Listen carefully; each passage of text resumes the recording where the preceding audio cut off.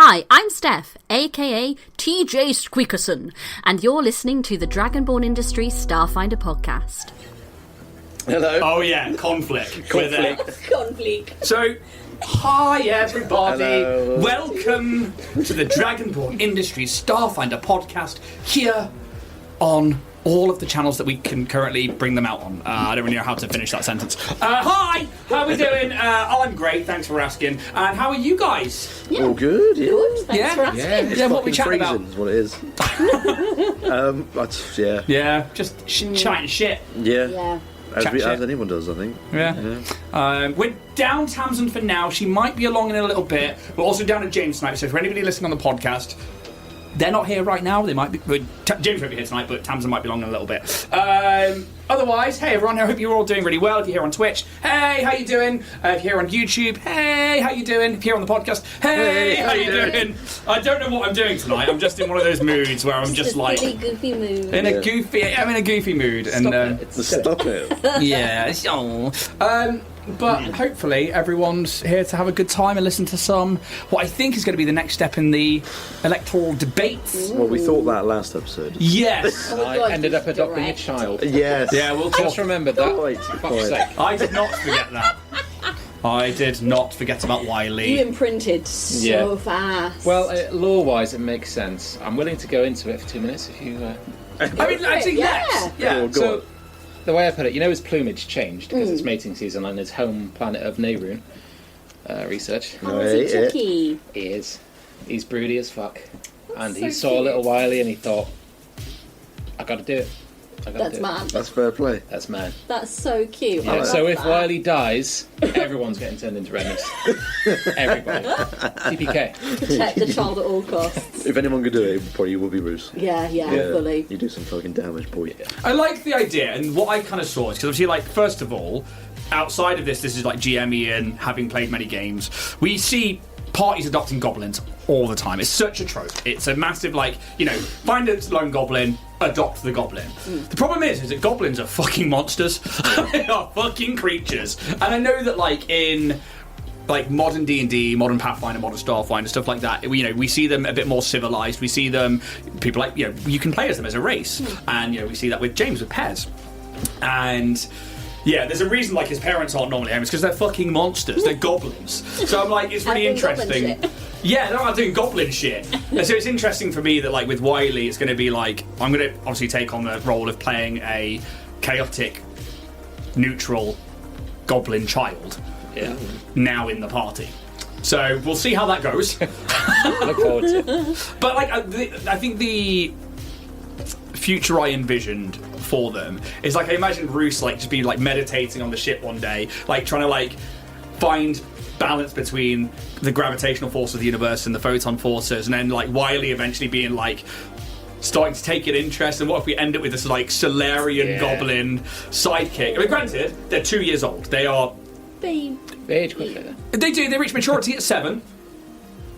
Go Okay, on, you go go. on. So don't get me wrong, you've got a while. Yeah. But Oh, fuck. I also just think, that's, I wrote them a character sheet. I created the NPC. I will let you know now. They are a CR 1/3. They have 6 health. Is that high? Is that high? No. I don't know. It's better than- better than That's core. as low as it can go. Okay. They have 6 health and 3 resolve points. My boys are gonna die. I'm just letting you know. Need to get Quite to safety. Yeah. I think you need to get safety, Olive. Strength-wise, I'll give you the stats. -2 on strength, +3 on dex, +1 on con, 0s for intelligence, wisdom, and charisma. Okay. You'll probably be sticking with me, Cool. I think. Get him a papoose. Yeah, you know. Yeah, a little papoose. Little papoose. You do what you need to do. So the character sheet has been made, and Wiley is now. Is he a member of the crew? Is he just a tag along? It's an interesting thing to think about, and it was definitely. I didn't think about it, to be honest. No, you didn't, and I didn't think about it either when I randomly came up with them there and then. But I quite like that happened. I like that you guys just embraced the randomness of the NPC, and now all of a sudden it happened with John the Door Guy. Somebody that was made on the spot, and all of a sudden he's running for the Starfinder elections, and you've adopted a goblin. Yeah. It's that's what TTRPGs are all about, really. But I suppose we'll start our announcements by throwing over to Steph. Ella. So Ella. It's a short and sweet one this week. I was inspired by Jax. Oh, and I've been told off. I was inspired on Thursday by Jack's wonderful ad read, and it didn't get out of my head, so I had to do it. So Just facts about Richard. his name is Richard. He has a printer, printing quality 3D props, terrain figures, minis at Warrior Prints 3D.etsy. Use code to the stars and you're bound to go far at Warrior Prints. Warrior Prints 3D. Use code to the star to get 10% off at www.warriorprints3d.etsy.com. And thanks, Richard, for sponsoring the stream. Very good. That'll do. Yeah. What's his name again? And that name again? His name is Richard. He owns a printer. The greatest lyricist ever. Yep. Thank you to Warrior Prince 3D for supporting the show. I just realised how far off my camera is up here as well. I'm like to one side. Yeah. Thank you to Richard for supporting the show as he always does. I got an awesome box off him today. Nice. More little bits and bobs. I need to some order some bits from him as well. Yeah. Yeah. It's very fun when I get a box and I'm like, oh, could this kill one of them? Oh. And there we go. Let's chat about our next spot. Jack, I'm going to throw over to you to talk that's about not a good idea, mate. Twitch, I don't want the ball. Twitch Prime subs. Yeah, so if you have subscribed to Amazon Prime, that works also with Twitch, where you can subscribe to a channel completely for free, no additional charge, and it helps the channel out just that little bit extra, because there's a little bit of dosh. It just helps us grow a little bit more. So yeah, if you've got Amazon Prime, you get one free Twitch Prime sub every month, and why not, if you're here, do it now. Yeah, For us, so- you can literally click on the subscribe, and then it says like you can click a little box that says subscribe at Prime. Not only does it help us out in terms of helping us grow, and also we get a little bit of a cut from that whenever Twitch decide to pay us out. There is a sub bit on Twitch that I saw today that says when you hit 30 Prime subbers, you unlock new emote slots, so we can then make new emotes, which is what I was doing today, ready to start doing like bits and other emotes for the future. So yeah, if we can get up to like 30 Prime subs, which if you're listening on the podcast and you don't really watch on Twitch, you're in a different time zone and you don't already subscribe to somebody on Twitch, just head to twitch.tv/Dragonborn Industries, click subscribe, use that Prime sub, and you can renew every month. It's not an automatic thing, and while you've got Amazon Prime, it is free, like Jack says, so please, why not give us your Twitch sub? We would be greatly, greatly appreciative. Same with YouTube, although without the Amazon Prime things. And not the same with YouTube. Their name is not Richard. That is correct. If you're on YouTube, again, just go and just hit the subscribe button. I think we're about the 800 now. We're trying to get to the 1,000 for the start of this year. That will massively help. When we get to that 1,000, I am going to do a giveaway for that Diggy Diggy Hole dice. It's a one-off. I won't be making another one. That is it. It'll be the only one that goes out into the world. So it'll be completely bespoke and completely unique. And we will do a comments giveaway on that one whenever we get to the 1,000 subscribers on YouTube. YouTube. Also, you can use code Dragonborn10 when you go to rolandbladepress.com. You're like, what's the domain? I've now got that voice in my head. You can go to rolandbladepress.com, use code Dragonborn10, and you'll get 10% off your books at checkout. It's a nice little affiliate code that we have, so please go over there, check out their awesome toolkits, but also it just lets them know you've come from us, and letting companies know that you've come from us is a really big help, because then we get more companies wanting to do either affiliate spots or wanting to do sponsorship spots, and that's kind of what it's all about, really, when we come to trying to monetize the channel, and while keeping the podcast a free thing that we do so that you can listen to it for free, because I believe all podcasting should be free. It should be. I mean, Preach, brother. Preach. I don't mind if people are like, we've got Patreon for extra content, or you can subscribe to like get rid of ads and stuff like that, but you should be able to listen to a podcast for free. Yeah. You shouldn't be charging Shouldn't be people. behind a paywall. No, fucking right, it shouldn't be behind a paywall. Absolutely not. And we just want people to play the system and enjoy the story. So if you want to give us something in return, then that's cool. If not, it's not a problem. Just tell a friend. I've just gone on a right rant there. Yep. To which end, what's the other things? Merch! We've got merch in the merch store and dice in the dice store. There it is. Alex is all over look that. at it, yeah. Dragonborn. Do you know what I did? I had, just in case you singled me out and asked me what it was. Alex, I what do you took- tell us about? What do you tell us about merch? Oh, fuck. His name's Ian.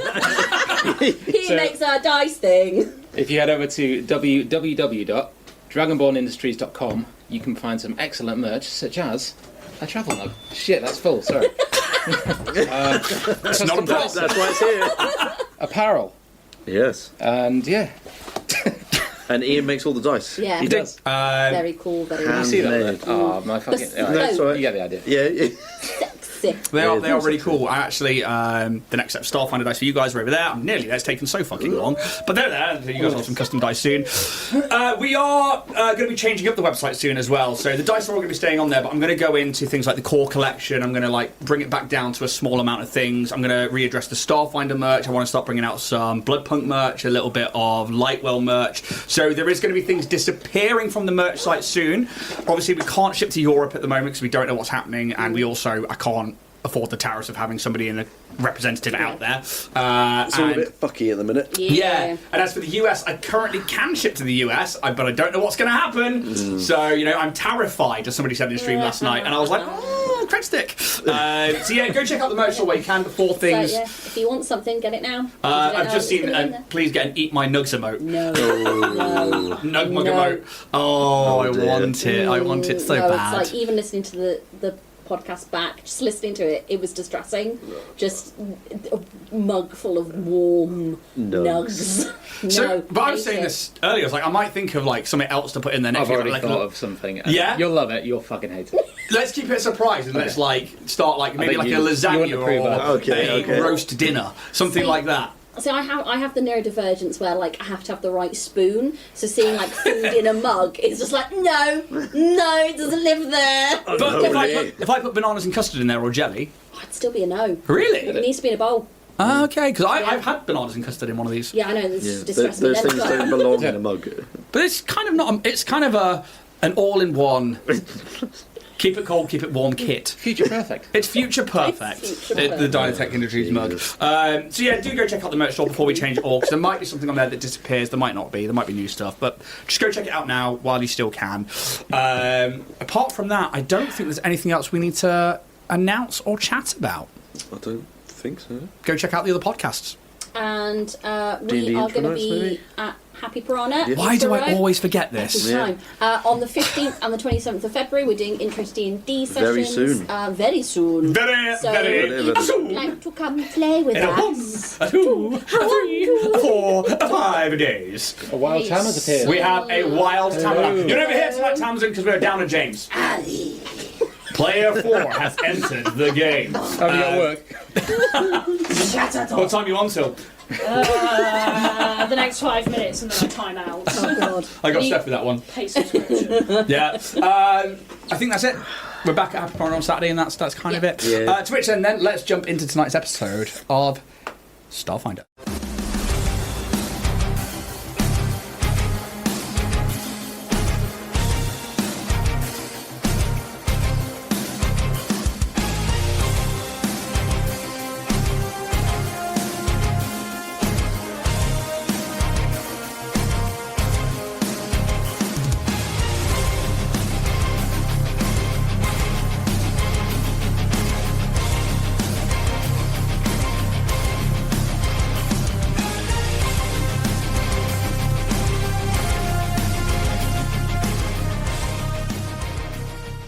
He's not here, so here's our chance. Yeah, exactly. I mean, that's how. He's already dead. Last time, the Orion's Hope crew left the electoral opening speeches and received a message from the stewards with a cryptic clue into the Dynatech investigations. The crew spent some time over a spoffy to work out the riddle from Dr. Grimm and find a connection to Dynatech Industries CEO at an orphanage called Lost but Still Loved. Here, the crew listened to Hildy about little Nim and his quiet childhood, a keen learner and a helpful tinkerer around the orphanage. but hear about a tragic accident that involved another child, a bully of Nim's, that tragically died while alone with him. The crew are told surveillance footage and reports all confirmed this to be an accident, but when they investigate the terminal in question, they find a fake shell, deadly countermeasures, and a clearly stolen security access card that allows them to gain root access and find out that Nim's quiet demeanour might not be all that. Advanced research into cybernetics, augmentations, medical research way beyond their years, as well as the truthful security footage of Nym using some kind of lightning magic or power to cruelly kill his Vesk bully. The last we left, Roos, our party Solarian, had taken on a ward in a young goblin named Wiley. And I imagine, as we now see you guys all leaving the orphanage, I hand over to you as Roos appears with their new ward. This young, maybe 2, they've got like little patches of slick, greasy black hair that stick to their face and head. They're wearing like scraps of clothing. They've got a few like metal bits on them where they're just like, and they're like trying to chew things. They're like still holding onto the top of Roos's head, or would you be holding his hand and walking out? I think he'd be on my shoulders, right? Yeah, he's like chewing on like the top plumage feathers. Like, guys, I'm a little concerned about his safety. Do you think I should give him a gun? If you're concerned about his safety, why the fuck did you adopt him? I had to get him out of there. Well, what do we do with him now? I don't know. I'm out of my depth here. I'm not gonna lie. Can't just release him onto Absalom. Whatever happened was completely instinctive. But look at him. You see this drooling goblin child. They've got these like bright red eyes that are really like deep, but you don't see like a pupil. It's like a solid red. They have these almost like translucent fang-like teeth that come down like an angler's teeth. Not an angler like a fisherman, but like an angler fish. Yeah. Just because you're right there. I often go down there. They spotted one recently, didn't they? The Black Devil came up from the pit of the deep seas and it floated up, and everyone was like, "Oh, it's an omen!" But it's probably just really sick. Sounds like a cunning folk one shot has just reared its head. No, because I'm scared of fish. Let us never go to a port. Can't go to an aquarium. I want to encourage freak you people to out. bring... Yeah. Send us fishing. No, don't send us fishing Really for staff. Please don't. But you see this goblin is just like... they're, borderline feral. This is your responsibility, you know that. Well, yeah, I know that. I think it's your time, mate. But he's also your responsibility. If anything happens to him, Wait, what? I did not consent to this. there is no consent in my books. If anything happens to him, you're all going down. And Okay. you might say that with like a bit of a frill. Oh. Bit of dick house going on. Okay, Yeah. I see. Well, Maybe like, he's losing a bit of control. if it doesn't take much effort for me to help him out, then I'll do it. But Yeah, the boy Kaz. I knew I'd count on you. Here you go. I'm not. Whoa. Do you put him on... We're not there No, yet, no, buddy. We're not there yet. We only just fucking walked out of the place. Just God. okay. He's like kicking in like Roos's arms. It's like he thinks that like you're handing him over and you're done with him, and he's like... Tell you what, I'm going to take him out for a little fly around. Okay. You Well, guys... we're probably going to head back to the. That is advisable. As long as he's with him, it's fine. Well, what if he falls off you? He won't fall. Will you, buddy? All for the better. I don't think he's thought about this. No, you think? How much do you value your ship? Quite a bit. I think this ship will be fine. Maybe. He says with gritted teeth. Maybe we don't leave him unsupervised on the ship. How about Maybe. you leave him in the airlock? So if you guys really aren't comfortable, Well, I was thinking more about like that. for the time being, perhaps the Lorespire has a daycare, sure. I Alright, mean, let's isn't check that it. like a kind soft of- play. Yeah. Well, I think he needs a hard play. do we need a babysitter for the ship? Dave. Maybe. Dave is Dave. not a I babysitter. think he'll eat Not yet. Dave.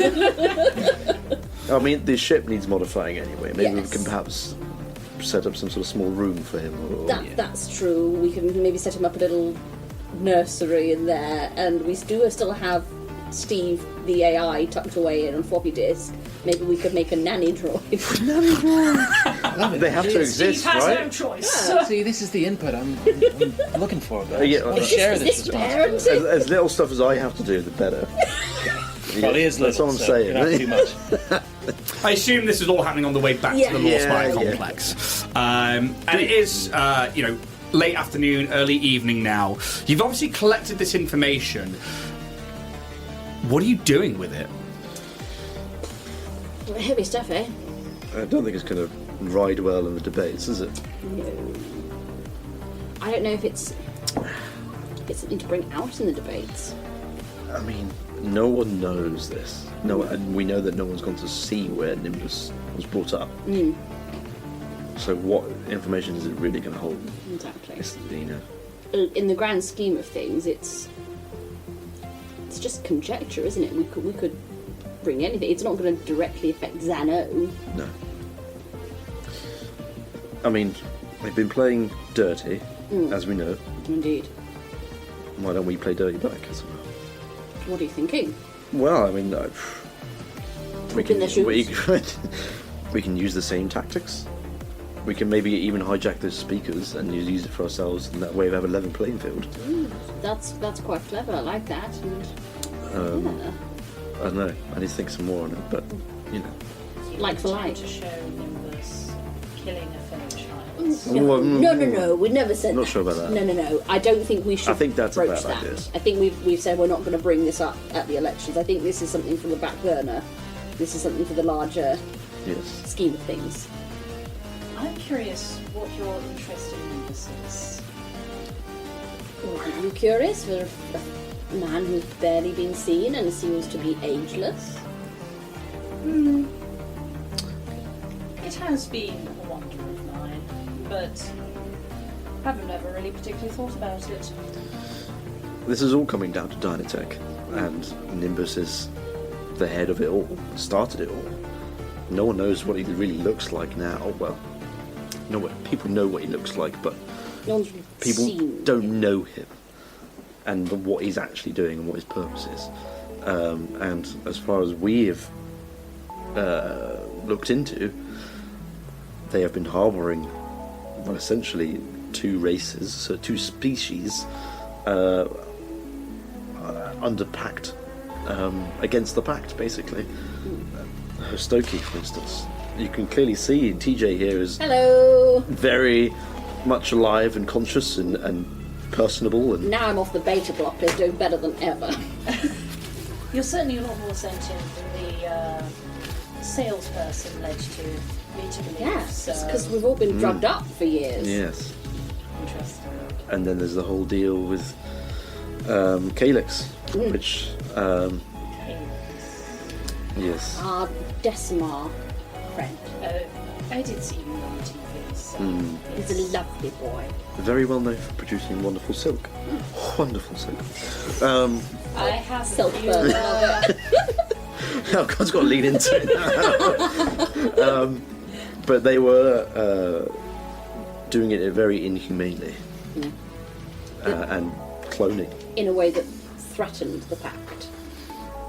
And if the head of Dynatech is leading this charge, surely we should know everything about that person to be able to either stop him or find a way to quell the cracks that are forming. And this is why, dear lady, we have been petitioning those influencers to try and avoid Xano, simply because Dynatech is a rotten corporation. Not all of it. I will, hashtag not all Dynatech, but a significant proportion of the higher tier threatens our very way of being. It threatens the very civilization which has been built and hard fought for.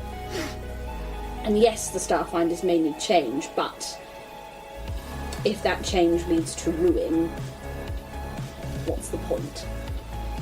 We don't care who gets in, as long as it's not Xano. I see. Interesting. I will stay out of the Arcanum for the next day or so. I will say that Lynch does have a habit of Probing Minds. Oh, that's what that was then. It's a fun little game of hers. Yes. There's a little bit of a sure. fondle of my cortex. The cortex fondle. Cortex fondle. Little cortex fumbles. Just a cheap little tickle. This is what we like to call it in the Arcanum. Just a little fondle of the frontal lobe. That should be the name of the spell. I would like to cast cortex fondle. Hey, Poison. Jack would like to call Mind Probe Cortex Fondle. It's got more of a ring to it, you know? It does. It's more visceral, isn't it? Yeah, that's true. Yeah. Fingers right in there. Just Bruce is like, I can't imagine how that feels. Meanwhile, a goblin is just like mulching it. And he's like, yeah, so it's like the feather's being used to like clean between the teeth. You can see he's like a dog pulling on grass. They're like, it's going like between the teeth. Yeah. Good grief. Yeah. Well, he's one of us You now. really did that. Maybe he can be a Starfinder one day. Who knows? Yep, maybe. I think we're going to need to. Pez is going to need to Captain stick with Wiley. you. How about that, kid? Captain Wiley. Nope. No. Nope. I'll settle for Private Wiley. I'll be fine. Mechanic would be a good. There we go. He seems to like metal. You like mechanics, boy? I don't want him to get anywhere near our ship mechanics. Pez, what did he say? He said, I fix. There you There we go. Maybe he can be on the ship. Maybe he can look after the He ship. can be on the ship, but I'm Well, obviously a bit of training. Look, I'm just saying, Toilet training. I'm worried about our ship mechanics. I think he and Pez is like Control. lifting up like his VR visor and he's like flying bear around. He's like, I think he's not. I mean, he's still quite young. His Yes. fix might mean take apart. Yeah. I'm very aware of that, Bez. Maybe we get him some splegos and Splegos? to practice with. For fuck's sake. Oh. That was just that was a left hook. That was. Yeah, sure. Legos. Yeah. Get him practicing and you know. Where would they sell splegos in town? In the station? The Splego shop. John Spluis. John Don Splewis. He's a Nepo baby. He's not a Nepo baby. John is not a Nepo baby. Well, alright, kid. How about we get you some splegos? How about that?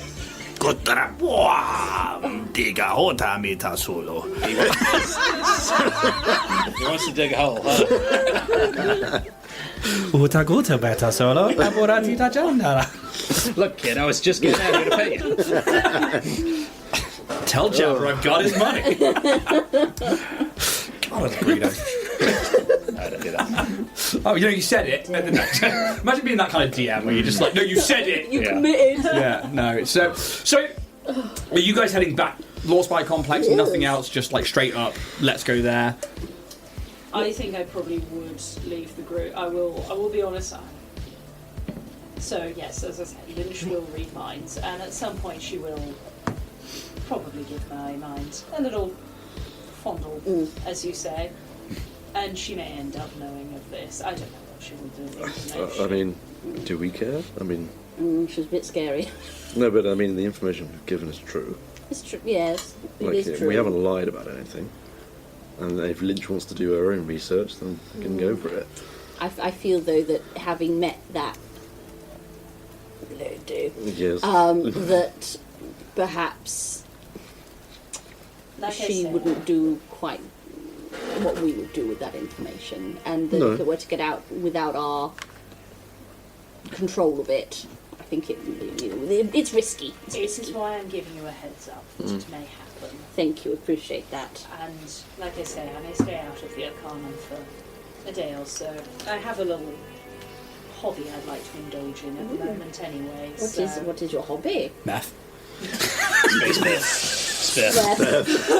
Smeth. Love it. You slag. Okay. Okay. God, I have a child here. He'll learn. Love it. Stocks and trades. Okay. It is why I have taken a little interest in your group. I see. So, Is that because stocks in Dynatech might fall? It's always fun betting against the market. Ooh. Anyway, Fair enough. I will leave you for now, and I will see you tomorrow. Okay. Yes, see you in the pod. Stay safe. In the pod. Thank you. You too? I mean that genuinely. I'm not saying I'm not being like. Is it something I have to watch out being around you lot? I mean, probably. Well, Not that we mean to, it just sort of trouble seems to find us. yes. I'll keep an eye out. A pleasure. I'm sure you're more than capable. But, Still a bit. See you tomorrow. yes. Trust no one. Paranoia! Well, Yep. Is the debate this evening? Or is it tomorrow morning? So it'd be tomorrow. Tomorrow morning. Yeah. pub. Pub. Yeah. Yeah. We should probably think of some questions. Yeah. I mean, what kind of things do you want to ask? As Well, we I'm make our way? obviously going to be a little bit Hastoki focused. Of course. And I've got a few questions for a few candidates, but I mean, I think it's a perfect platform to get a personal interest, seeing that we are all Starfinders now. And I think child welfare is suddenly on my mind. It wasn't there before. no, it is. This is fascinating. This is truly fascinating, Rose. Yeah. This is a different side to you I've not seen before. Yeah. Only one that had much to He's like literally living it as you are. Yeah, fair. Wow. I must admit that I'm a bit short of questions, only because any questions that I might be interested in is not something that will even possibly have been mentioned before. Well, And, I'm not really sure what direction to take with it. there's I mean, you could always ask questions like, what's your stance on uniform? Where do you stand on, I don't know, coup d'etats? What are we going to do about unisex toilets? You can do little things. So give me a culture check. 'Cause I'm gonna. This is kind of like a. All of us. Yeah, you can do actually because. No. 6. 6. But the thing is, yeah, definitely give me the numbers when you roll them because sometimes a no could be a 19. Yeah, okay. Natural 1 for a 6. Yeah, 21. 21. 4. I'm not here. All right. I can if you want. Do it anyway because I want to kind of give it you above table. Which one was it? Culture? Yes. 14.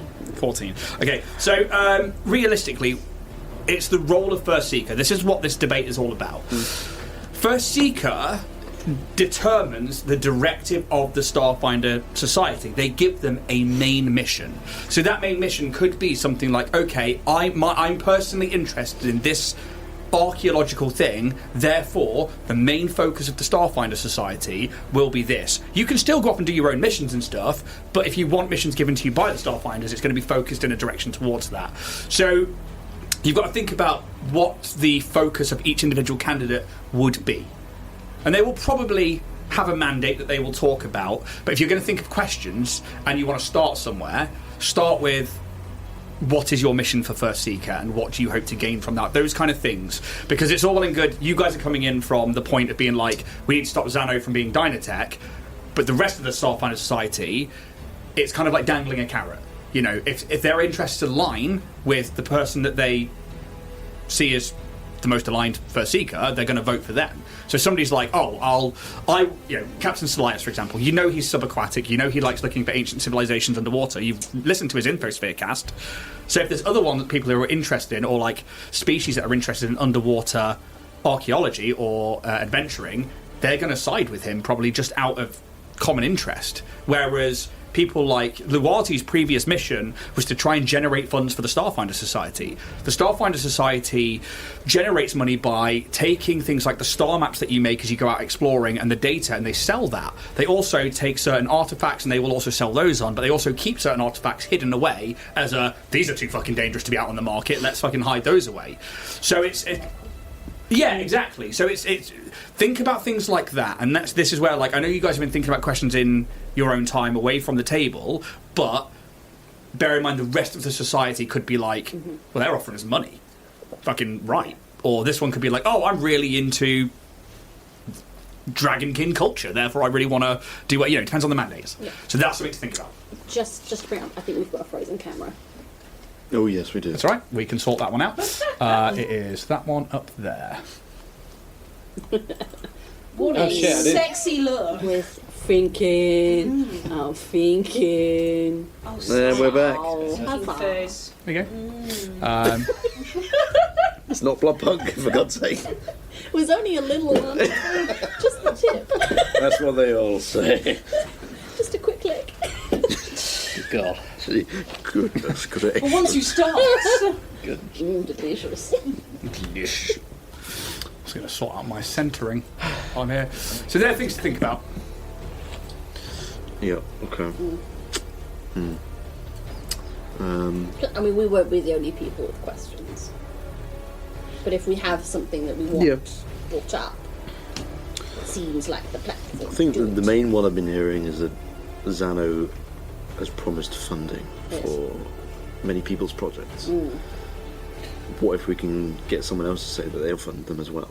Yeah, So it's at least give people another option. yeah. You Don't know, have to rely on. Yeah. Yes, you might get money from this person, but this person's going to do it too. Just can do. I mean, what about John? I mean, his custodial skills are through the roof. Holding the door like that. That is very true. one does it A like man John. knows how to hold a door. Yeah, he's a good man. And as you have these conversations, just finding somewhere to chill out for the evening, and just I imagine you're going to like a bar, maybe the same one as before. Tricky Pete's not in. Damn. Still tired. It's probably it is actually a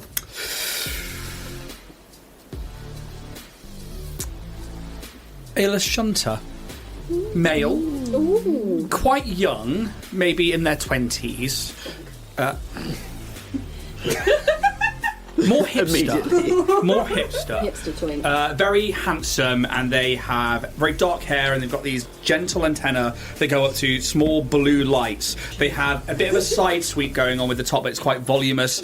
They're wearing a loose white blouse with a grey waistcoat in it. It's got these like ley lines in it that have these yellow pulsating energies that move through it.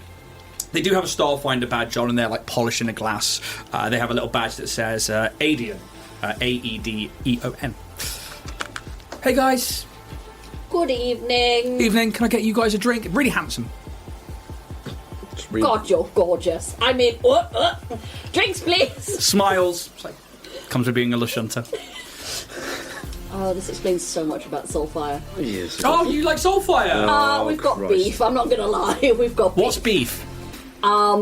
Like, you know, like a little bit of back and forth, and we just fucking hate each other, man. I'm gonna lay it on the line. Oh no, but she's awesome. She's so cool. She was so mean to me when we first met, and then we just haven't moved past it. What did you do to upset her? Literally, I just walked up and said hello, and she, like... But did you like invade her personal space? She gets a lot of bro, that. She was on one side of the desk, I was on the other, and she was like, Oh, outfit's you're the tacky. Hostoki in the jumpsuit. That's me, dude. Oh. And I just let What can I get? What can I get you? Conflict. Oh, can I sense motive? Yeah. Please. oh, he's going to understand you. Yeah. Okay, 18. It's low for me. They're not hiding it. They're a bit like, oh, okay. Ooh. Listen, I'm ready to bury the hatchet, okay? Like, straight up, I think we got off on the wrong foot. Yeah, because she's lovely. She's like one of the nicest people ever. I kind of want to see that. You know, I want to get to know the real Soulfire. You get me? And I just think that, you know, the pressures of social media these days, it makes it hard to form real, genuine relationships. Yeah, and I think, you know, you were really rude to her from what it sounds like. And I just, you know, we've all seen it.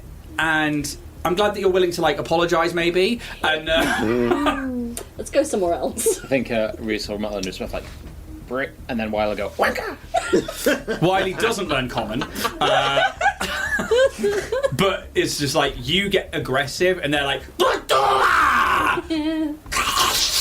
That's all he ever uses. He's great. He's a good kid. I don't know what that's to do with a this. child. You can't have children in here. Oh, okay, bye! Okay, bye. Have a good night. Not very good at your job since we got to the bar, eh? He does sassily. All right. Well, fuck. Find a different bar. Yeah, different bar. Fuck that guy. We can hand wave and say you find another bar and just. Lets children in, but not at the bar. Just like We need a drink and a salad, less children then. Oh my god, you need like one of the ones which have like the children's playpen Yeah, exactly. inside the pub. You need a beef eater. Alright, yeah. Yeah, we've got we used to have a playpen. Spable. Fable. What are the sprit breads systems? Yeah, so I think you easily find somewhere else, and it probably won't be in the Lorespire Complex. Just somewhere out and about, and you can get some drinks. And do you want to RP the night away, or are you just you tell me what you want to do, because at this point we're in your time. Well, so Roos is a father now. That happened. That's a thing. Kaz, how are you feeling about tomorrow evening? I tried not to think about it, if I'm honest, and now you reminded me. Thanks. I'm sorry, but... I don't know. I think I'm just trying to get through this debate first. Okay, one thing at a time? Yeah. Sure. I have no idea how it's going to pan out. How it does, we've got... Thank you. But it could go either way. I really don't know. So. Sure.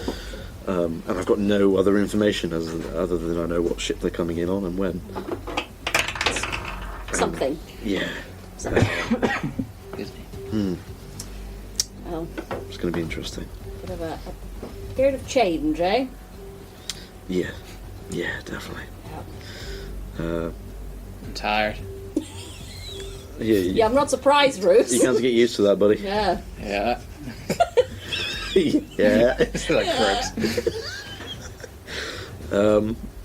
So you're gonna go back to the Lorespire with this child? He's coming with us. I mean, sure. Might be able to fix the AI. Fix the AI in your room, though. hey, Maybe if you and Pez were to, teach him, and I could teach I him. don't think I need to do anything.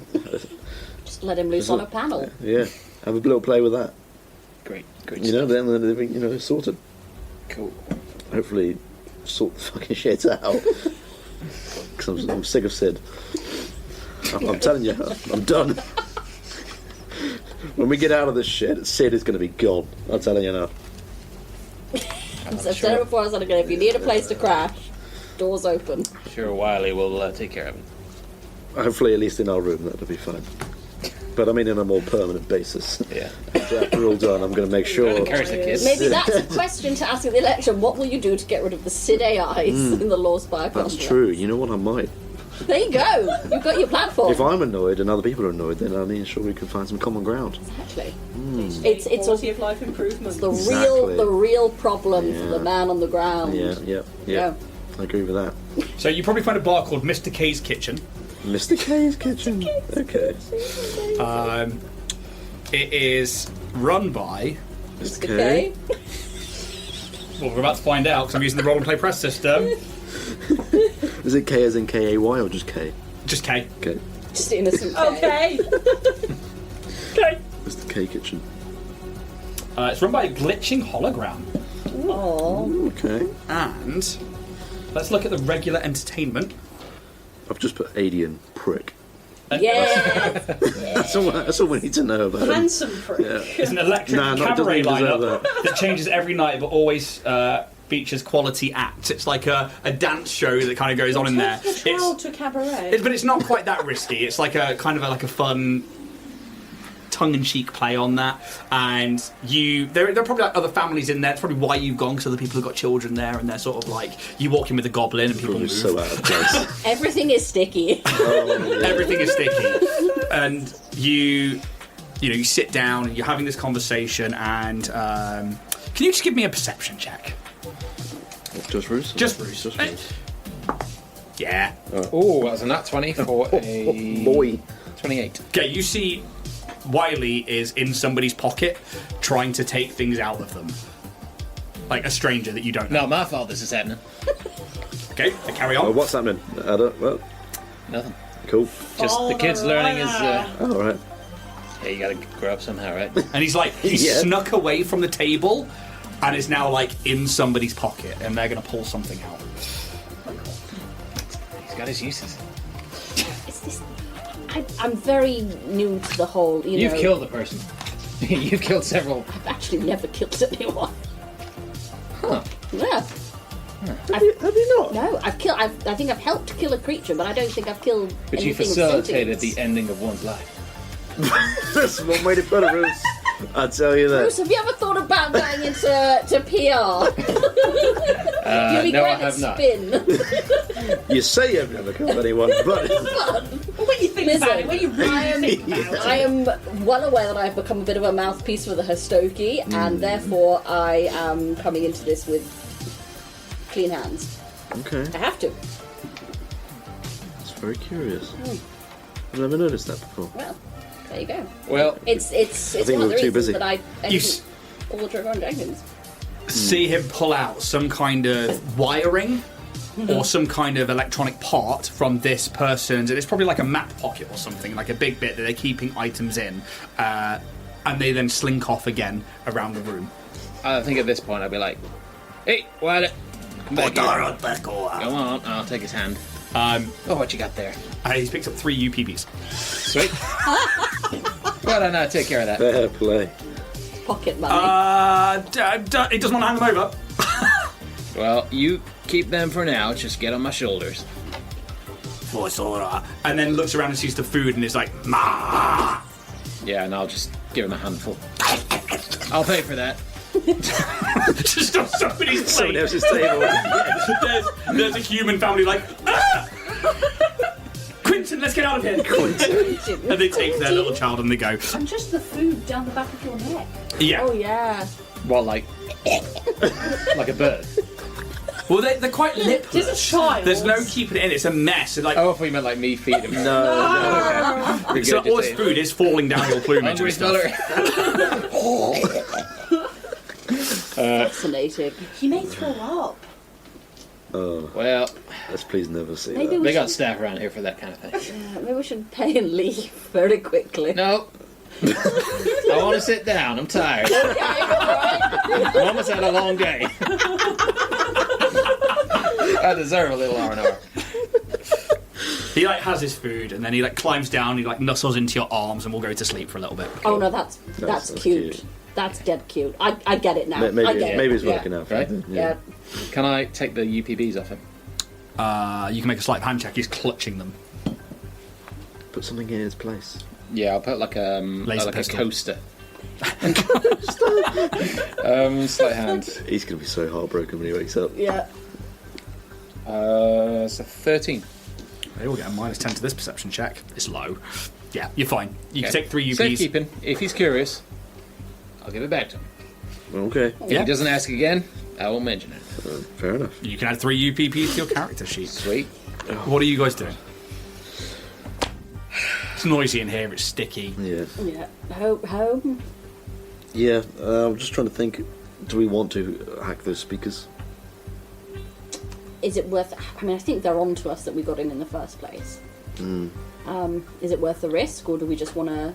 I mean, we've put it out there that that's what was happening, and I think having maybe because it's not against the rules we found out, which is. Yeah. But it's maybe something that we could bring up and say, how can we trust you if you're, already starting on a basis of deceit and half-truths? Yeah. Then to do so ourselves might be a little bit hypocritical. How do we sort of prove that it is them?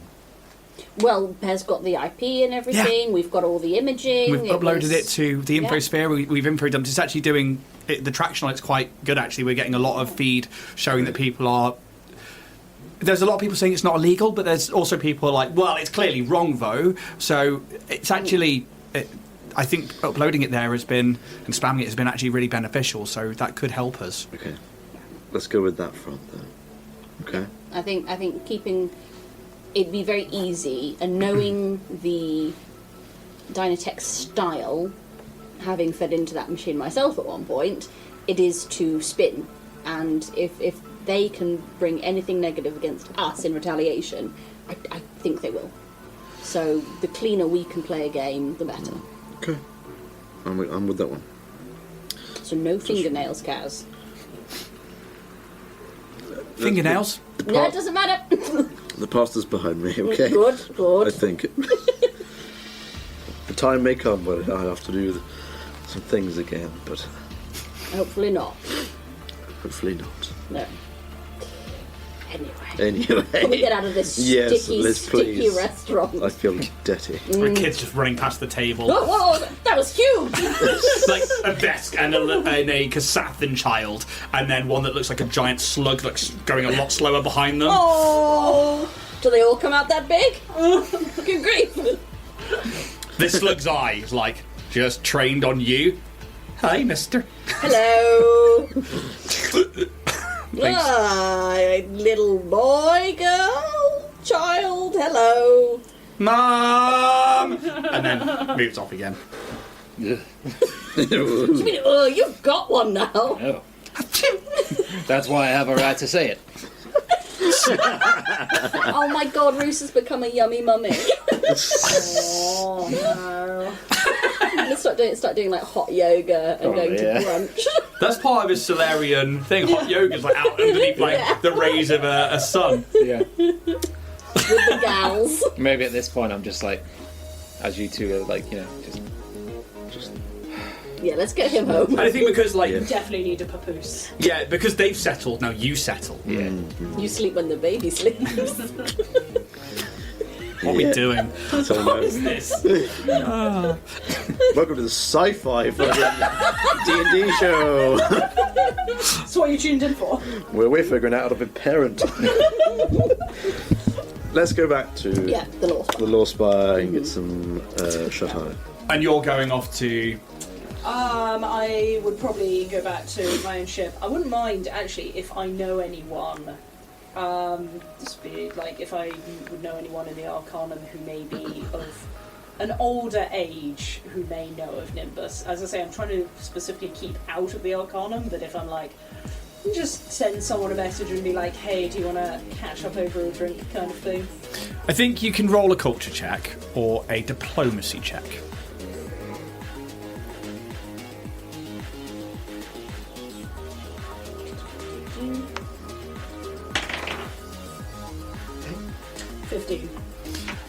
A lot of people know who Nymbus Dyns is. They are the CEO of Dynatech Industries. That's quite common knowledge.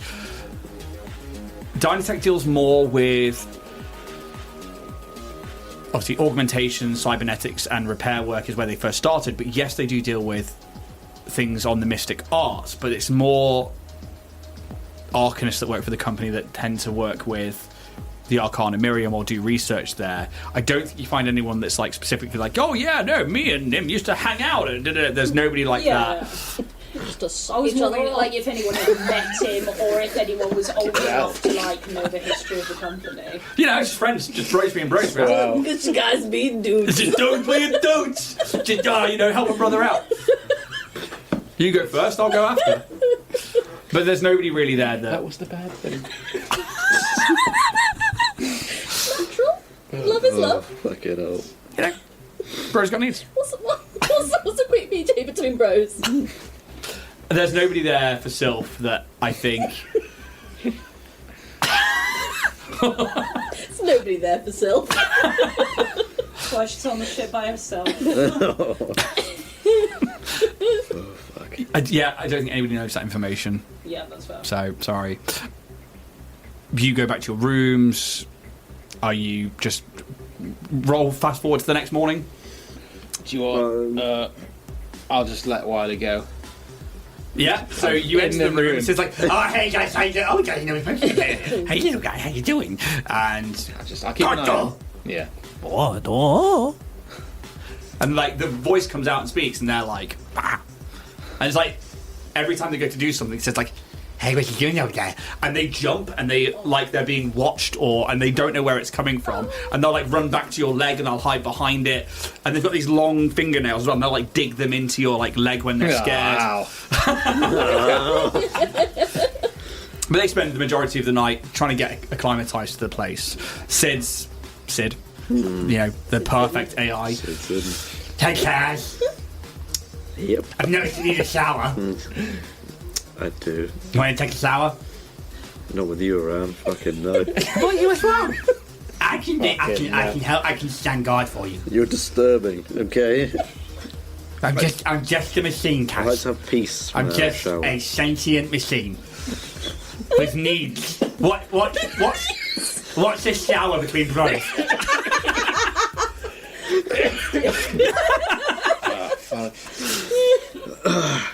Come on, get in the shower. Come on, be game. Wow. Come on, be game. Filthy. I'm going to stay dirty, Bruce. Yeah, you're gonna stay dirty. Oh, God. You're gonna This stay ain't dirty. happening, I'll tell you that. It's just not happening. Okay. Anyway. I've got no words for you, Sid. I got words for you. God, you're a piece of shit. That hurt my feelings. Can we just fast forward yet? Yeah, we can dispense with the fucking computer. I fucking hate him now. Oh, yes. Please actually dispense the computer. I mean, in the morning when the Whitey's had some fucking sleep, rip that shit out of the wall. Yeah? Yep. Pez, so I'll see you guys in the morning. I'm going to go home. Okay. See you later, mate. See you later. Come on, Bear. Oh, what a sad little life, Pez. And they head off home. Next morning, you guys can mark a long rest if you need to. If you need to get any resolve points back, any skills, any Do it anyway. bits and bobs. It's always worth doing just to be safe, because obviously, again, there's hit points as well. If you lost any before, you only get your level back, kind of thing.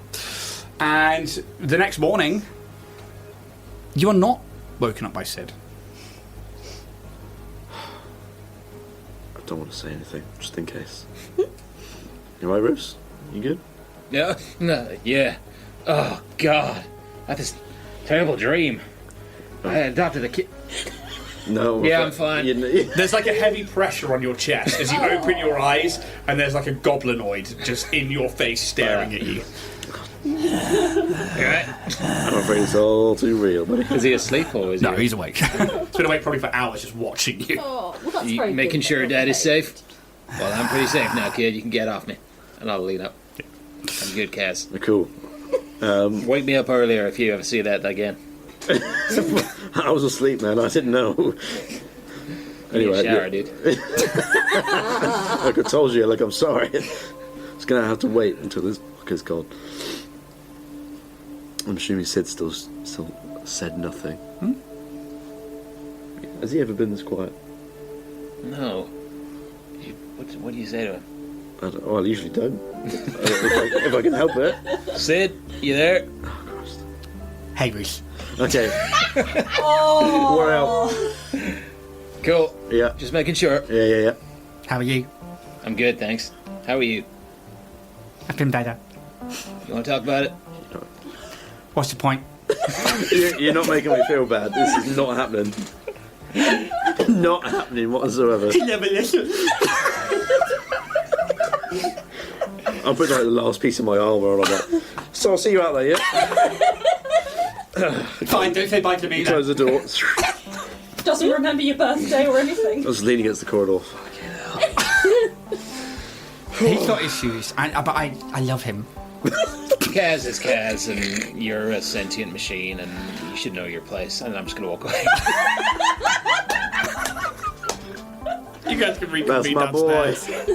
Kaz, and Tina's coming with coffee. Kaz, for the love of the gods, please, Linda's gone to work, go have a fucking shower. There's the In your card. room, please. Yes. Go on. Thank you, Jesus. Kaz has got shit up his face. Sleeps hard, he shits himself. Cannon.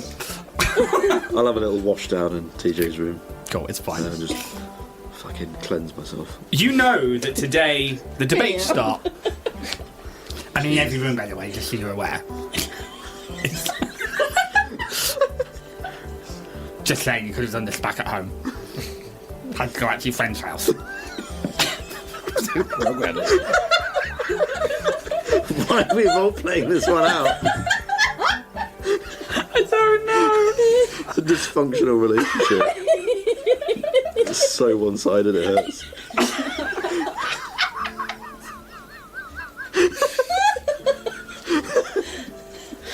Oh, Christ. When will I see you? You going out again? I just totally pictured Sid watching you have a shower and, like, you know, the little disc driver.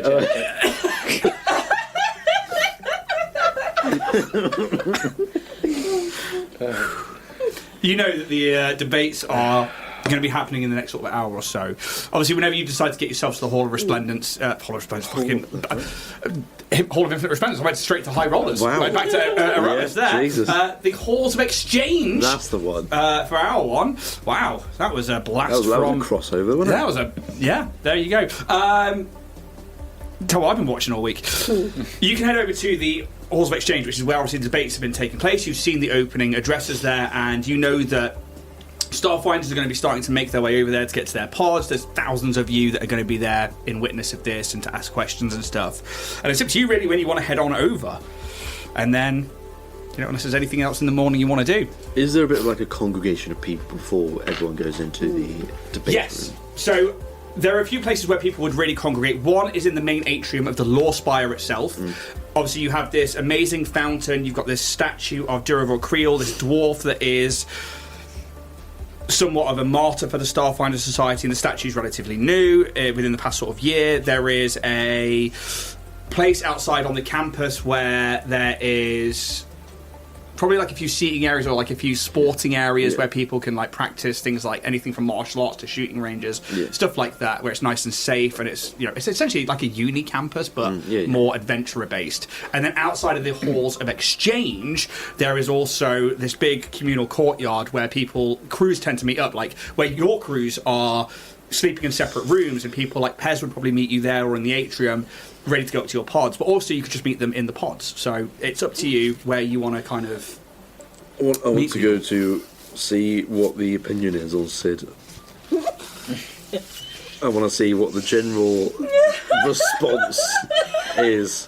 This is your life now. I think Kaz has had a nightmare in his sleep, right? Thinking about asking the question about Sid in the debate, saying, you know, I for one can talk about and speak about Sid and then how annoying it's been. I'm sure everyone can agree with me, and then everyone going, no, it's fine, mate. Yeah. And me going, no one else has issues, and then I was like, no. Everyone who speaks is speaking in Sid voice.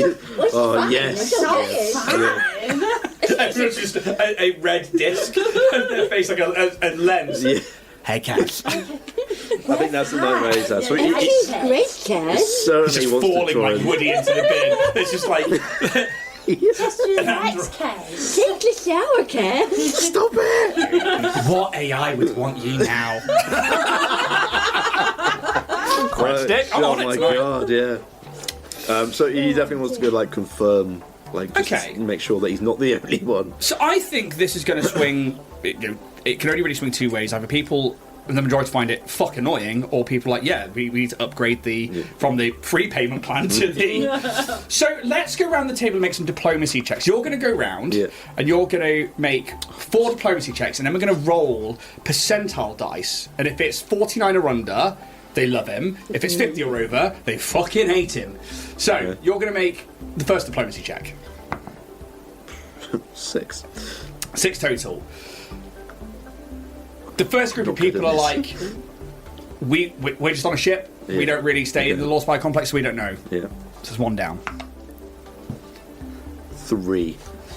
Oh no. The next ones are custodies, and they're like, yes, we know that there have been some issues, but also, you know, we've got to make do. Okay. It is what it is. Fair enough. Better. 14. 14. So, I'd like you to roll me, please, for the third one, a D100. Obviously, 49 and below. They fucking love him. Come on. 1. Please.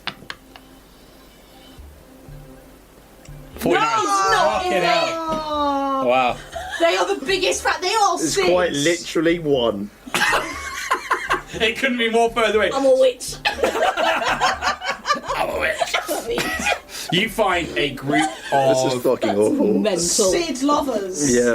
Sid fans. I found the wrong group. Sid. Yeah, you find a crew that is relatively new. Maybe they're like fresh cadets that are out of training, and they are a relatively new crew. They're like, yeah, Sid's funny as fuck, man. It's so cool. It's so funny. He's so like ditzy, but he's so cute at the same time. I love him. That's really interesting. I mean, maybe I've just got a bugged version of Sid. I don't know. Maybe But it runs through some of the personality traits might have gone a bit ski whiff. I'm not sure. It's the same one throughout the building. Yeah, yes, but he has to go through certain, ley lines throughout the building. These things happen. Are you all right? Yeah, yeah, I'm fine, mate. Yeah, I've got nothing else to say. Nothing. I can't go home. You're not best. Do another diplomacy check. I'm really glad you're having fun with it. That's a cocker, that one. That's a cocker. That's another 3. The next crew are... Holy shit. They're from inside, but they're just like... I've never rolled so bad. It's so fucking funny. They are all Sid. Yeah. So it's not even that Am I still in my nightmare? It's not even that you get to roll on this one, just Yeah. the next ones that you find. You're like asking around, and people are just like, what are you going on about? Like, why do you care? Like, honestly, there are bigger things on today, buddy. Oh wait, look! I'm just saying, like there's new management coming in probably, and we've got to make sure that all these things are being handled. It's a room AI, dude. No, I've just Turn it off.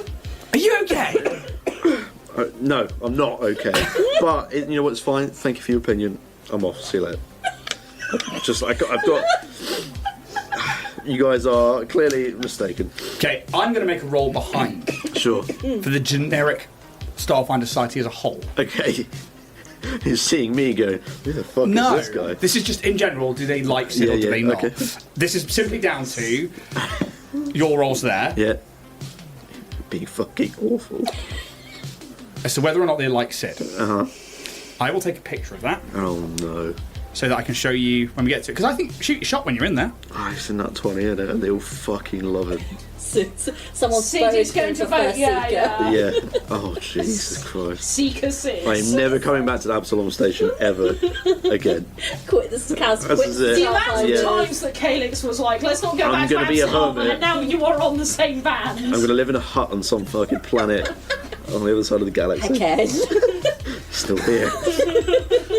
I dumped your data pad. I left the Starfinder Society just like you said. I'm going to give up all technology. I'm in your legs. Oh, shit. So, what was the roll?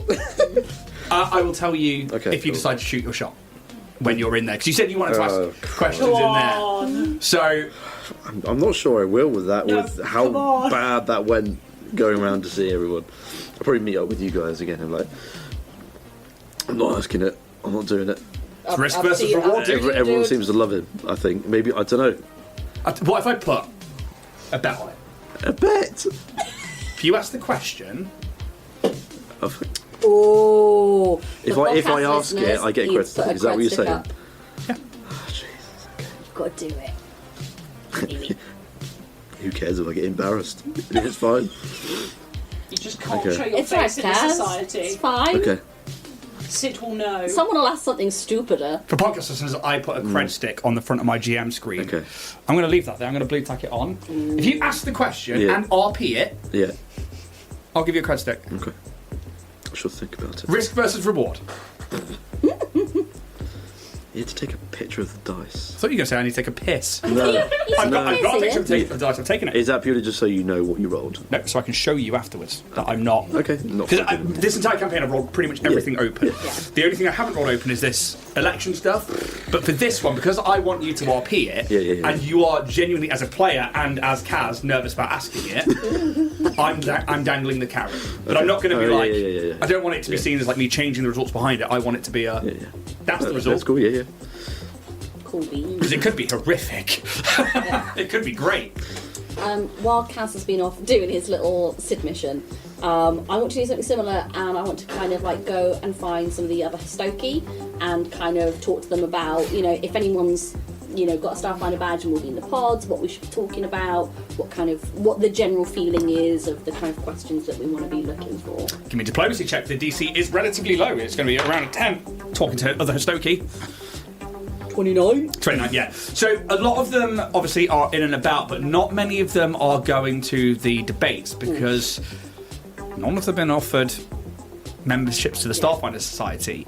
And you think back to the conversations that you've had and the being a recognised race to be a fully fledged member, and the conversation you had with Luazi saying, I'm offering it to you because you have been so active with this crew and I don't want to miss you out, but it's unfortunately until we can get your race recognised, you are... Yeah, essentially. So the others haven't been offered that, but you think they probably will be if they want it. Yeah. But there are definitely those ones that are like, it's really interesting to see like that we're like getting to work, and the main thing you get is they're excited because they're getting to do like data processing of the elections, of questions, of things that are coming from the pods, and they seem to actually just be enjoying the mechanical aspect of this organisational debate. Anything that you guys think, because I've got a pod, anything that you want me to kind of ask on our behalf? Ooh. GM, you need to think of something there then. Text me. Yeah, so I think a lot of them are just going to be like, just say thank you from us, really. It's nice to, after the trouble in the tower block, to have somewhere that feels safe, and, we get laughed at a lot by some people, but we also get encouraged by a lot of other people, and we get, to meet other people, and it's been really exciting to be here, and something funny's happening. Like, I feel funny down there. Oh, right, no, okay, I can explain what that is, and I'll have a small little conglomeration of Hostoki, and TJ will explain to them about the beta blockers, and when a Hostoki and a Hostoki get a tingle in their jingle, what happens, and I'll be like, now here's the thing, lads, I've just learned about children, and, I don't know if we can reproduce or not, but it's just something to be aware of, because I don't know if we're capable, but if we are, be careful out there. Look it up. What? And yeah, they don't need labs. And there's just confusion on their face. But you can go through these lectures and you can chat to them. But yeah, nothing really in the way of questions from them. Maybe I guess one might say like, if we can be accepted as a race, we'd be accepted into the Starfinder Society, should we so choose, stuff like that. And can we get jobs, data processing rather than being adventurers? Can we be custodies? All those kind of things, I guess. Basically, can we have the same job we had before, but with the Starfinder? Yeah. Cool. Cheers, bros. Keep it cheese. Cheers, bro. And I'll wander back. Getting any insight? I had a nice chat with the lads and the lasses about safe sex. What is this episode? What the fuck is I'm really happening? genuinely concerned. I mean that's something I want to ask actually is if Dynatech will release our genetic makeup so that we can be prepared, because I don't even know if we can have children organically, or if we're I don't know we don't know if we're prone to disease or malady, and stuff we need to know. That's very true. It'd be interesting to see. Yeah. Scan me. Look at my scans, I haven't been pre-sheet scans. I mean, I've probably still got TJ's scans, I think. I would imagine. Yeah. Can I check it to see if there are proper reproduction systems? Yeah, you mean medicine check? He's good with medicine. He can do this. If there's one thing Kaz knows, it's balls. 23. They call him the fondler. Brain and balls. Kaz, the horse, the fondler, Umbra. I was looking at those the other night. I found them and I put them up, the old statues that you guys made. Yeah. As I cleared them up, and I had a good laugh and a good time, and I remembered it fondly. Good old Vorag there. And my pancake face. Spooner man! Isn't it? Oh, I told you I was bad. I'm just saying. it's so good. It's so good. 23 on a medicine check. Obviously, you can see that they are a organic life form. They do seem to have genitalia. Obviously, that was wired up to work as a, depository system for things like urine and waste and everything like that. You do see that there are what would be reproductive glands. So, and it doesn't seem like anything's like missing.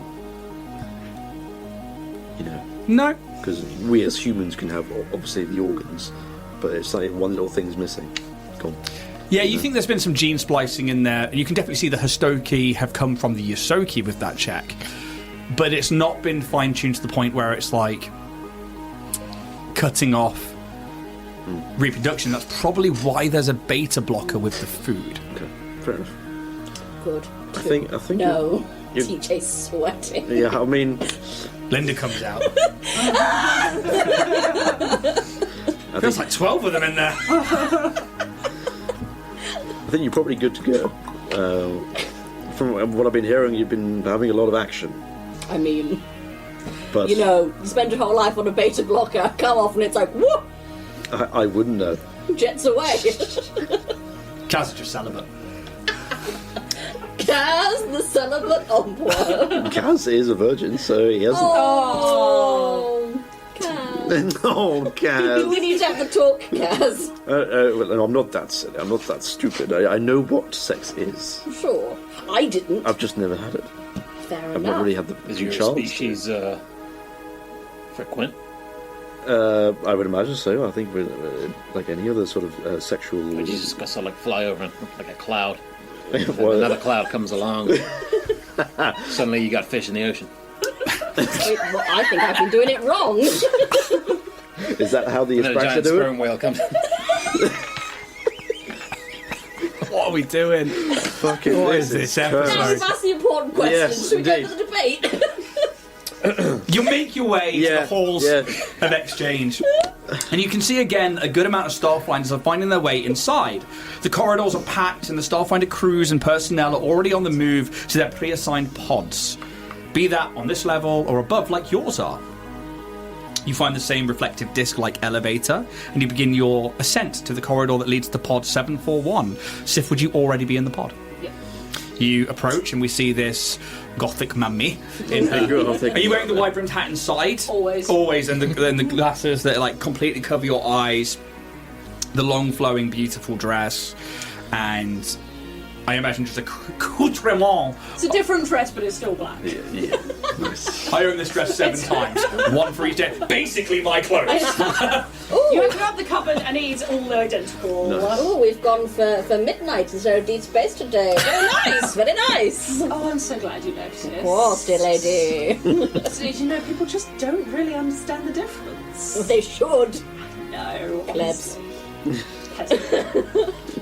The auditorium on your level remains the same, overlooking this gallery towards the base of this room. The same central podium now only holds the singular figure of the electoral speaker, this gnome female, Caldina Dromon, in their custodian attire with these leather straps and pouches all over them. The hair is this dirty blonde and pulled back into a tight bun. But this time, the candidates are not on the podium. But around the central podium, where we last saw the candidates, are now 5 hovering pods like yours, but a little bit smaller, but still big enough to hold people like Vexarian Valkyrian, only just, hovering in place around the central podium. And we'll probably take a break just there before we jump into those debates. We're going to be back in about 10 minutes' time. We'll get some of the funnies out of our system, and we'll jump into question time, I guess. Indeed. See you in about 10 minutes, guys. Big shout out to our sponsor, Warrior Prince 3D, your one-stop shop for all cosplay items, miniatures, terrain, and more. Use our permanent and exclusive code to the stars to get 10% off your order at www.warriorprince3d.etsy.com. Very Sans Games. It Oh, was yeah. like furnished, and it's just like, we don't have any French. space for our own shit. Would you ever take on a furnished property? I've had I a have part once. furnished before. It was an absolute ball ache. We just didn't have any space for our own stuff. Yeah, and it's like I know that some landlords are like, "Oh, we want it laid out like this, and therefore, Yeah. you know, furnish and stuff." If you're someone who's not got a lot of shit and you don't really care too much, then I'm sure it's great. Or if you're a busy Yeah. lawyer or solicitor Yeah. and you spend most of your time at work anyway, you go Yeah. home and sit on a sofa, maybe watch a quick episode of something, and then back to bed. Yeah. Then fair enough, but like, you don't live in that. No. You can't live in it because if you rip anything, if you spill anything, and I'm a klutz. Yeah, you got to make it your own. Yeah. It's got to be your space. I feel like you can't fart on a sofa in a furnished apartment without having somebody at the end go, 400 quid off your deposit, that, mate. That wasn't in the contract, was it, buddy? The flip side of that is when I had a flat that was part furnished and it had the best armchair in the world, and I like a really cosy little spot that looked over the sea, and I was like, I want to take it with me, and I can't. Yeah, we had a really good mattress. It's memory. Perks. Yeah. Cons. Pros and cons, mostly cons. But... I think it's mostly cons. Like that, and it's replacing something as well. It just becomes such a ball ache, and it's like something of like value is what they care about, not like quality. And you're like, it could be anything. You're, oh, come on. Or if something breaks, that's the benefit as well. Is if something breaks, they have to replace it. If it's standard wear and tear or anything like that. Are we including white goods here? No, because white goods tend to White come... goods have warranties usually. Yeah. Okay. So Because that came with... Yeah. Yeah. Tangent! Yeah. if you say for like value and you say there's a £400 diamond somewhere in the flat and you've just hidden it, and you just say it's in there, it's equal value. Yeah. Just go find I was it. in there. Yeah. For a game. It's in the house. Go find it. I would find that more fun. Welcome to the Crystal Maze. But it's one of those things that I don't really have to deal with, and I'm very glad with that because we solved that. But we're back for part 2. We've had our toilet... But Yes. we've had our toilet break. We've topped up our drinks. It's quite cold in here tonight. I'm really quite... I can't feel my feet. Well, you know... I'm quite toasty. That's because I'm wearing wool, so... It's like because the shoulders and the arms. The rest of you've got more like... But this is like alpaca and lamb's wool and stuff, so it's like toasty warm, so I'm not cold. I'm wearing a t-shirt, a hoodie, and a jacket, and I'm freezing. So, yeah. Seems like I need to Wearing make a you a felt shruggy then. poncho. You know what? I'm at the age... You all nice and... I'm quite nice under the poncho. I love a poncho. A shirt and a poncho, and I'm quite toasty under the poncho. I'm at that age where I've hit my middle-aged woman thing, where as long as something covers my shoulders, I'm usually okay. So, It's a comfort thing to yeah. feel over the shoulders. It's like a little hug. yeah. I feel like Back, you savage! my feet control my temperature. It's extremities, isn't it? I don't know, but I feel like for me it's more than anyone else. Like I actually agree. when I'm in bed on a duvet, if my feet are hot, I'm fucking hot. Yep. And if they're cold, I'm fucking cold. I feel it so doesn't passionate matter about what this. else everything else is doing. Yeah. So, because this comes into the monsters under the bed problem, which is some people cannot sleep unless their feet are tucked in all snuggy, and my wife is one of them. I have to have freedom, and I have to have my feet out because they regulate my temperature at night time. And even if the rest of me is freezing, red hot or freezing cold, the feet tend to be out so that I can regulate, or else I get like sweaty and clammy as well, and I'm not about that. Are you? No, I'm one. I need like good tuckage. Yeah. Because if there's like a slight gap, little tuckage. If there's like a slight gap and I can feel like a breeze, it is the only thing I think about. Like if you have a little red light in the room, and even if you're facing away from it, you will still know that red light is there, and it's the same with breezes. Sid. So I'm Yeah. Why you got a red light in your room? I don't know. Sid. Feet out, feet in. I'm usually feet in because I don't want to be kidnapped by the monster under the bed, obviously. But you tucked in, or are you loose? It depends. If it's cold, I'm tucked. But if it's It's not a question to ask, is it, when you think about it, Matt? But if it's you tucked hot, in or loose? if it's hot, I'm loose Fucking because Christ. I don't do well in heat. I'm really, really bad in hot weather, and so I have to like kind of just. I'm the same. As long as part of me is covered, it's fine. I tend to have like 1 foot in, 1 foot out, but still never over the side of the bed because that's how the monsters get you. I have my feet kind of always slightly sticky outy anyway because I'm quite tall and... Prove it. But yeah, I think feet outside sometimes regulates my temperature. Yeah. Yeah. It goes back to the temperature thing, and you don't like the heat. You don't like the heat. I adore the heat. You put me in 50, 40 degree heat, I'm yours. I'm dead. I adore it with a I passion. come out in heat rash. Like I'm fucked. So Yeah, cold for yeah. me, I get chilblains on my toes and stuff like that, and I can't stand the cold anymore. And being a winter child of Celtic descent, I should be fine. But nope, time in hot countries, I'm like, you know what, I'm done. I need the heat. I'm a lizard person these days. And I think you're the same, aren't you? It's like, heat is definitely a... Particularly going to China. Yeah, it's... It's warm, it's nice, it's cosy, you don't have to worry about it. And then you come back to this damp country, you're like, oh god damn it. Especially Cornwall, where it's just... Fucking inhale black mold. Yeah, it's what I've been dealing with all week. And I think it's one of those things where I love it down here. I don't think I'm ever going to move anywhere else. It's so beautiful. We're very privileged to be where we are. Fuck, it's cold. Fuck, it's damp. And it's lovely on a hot day, but it's always windy up here. Yeah. So... You know, it swings and roundabouts, but I think when you spend, especially more than like 2 weeks, when you spend like months in a hot country, and then you come back to the UK and you're just like, fuck this!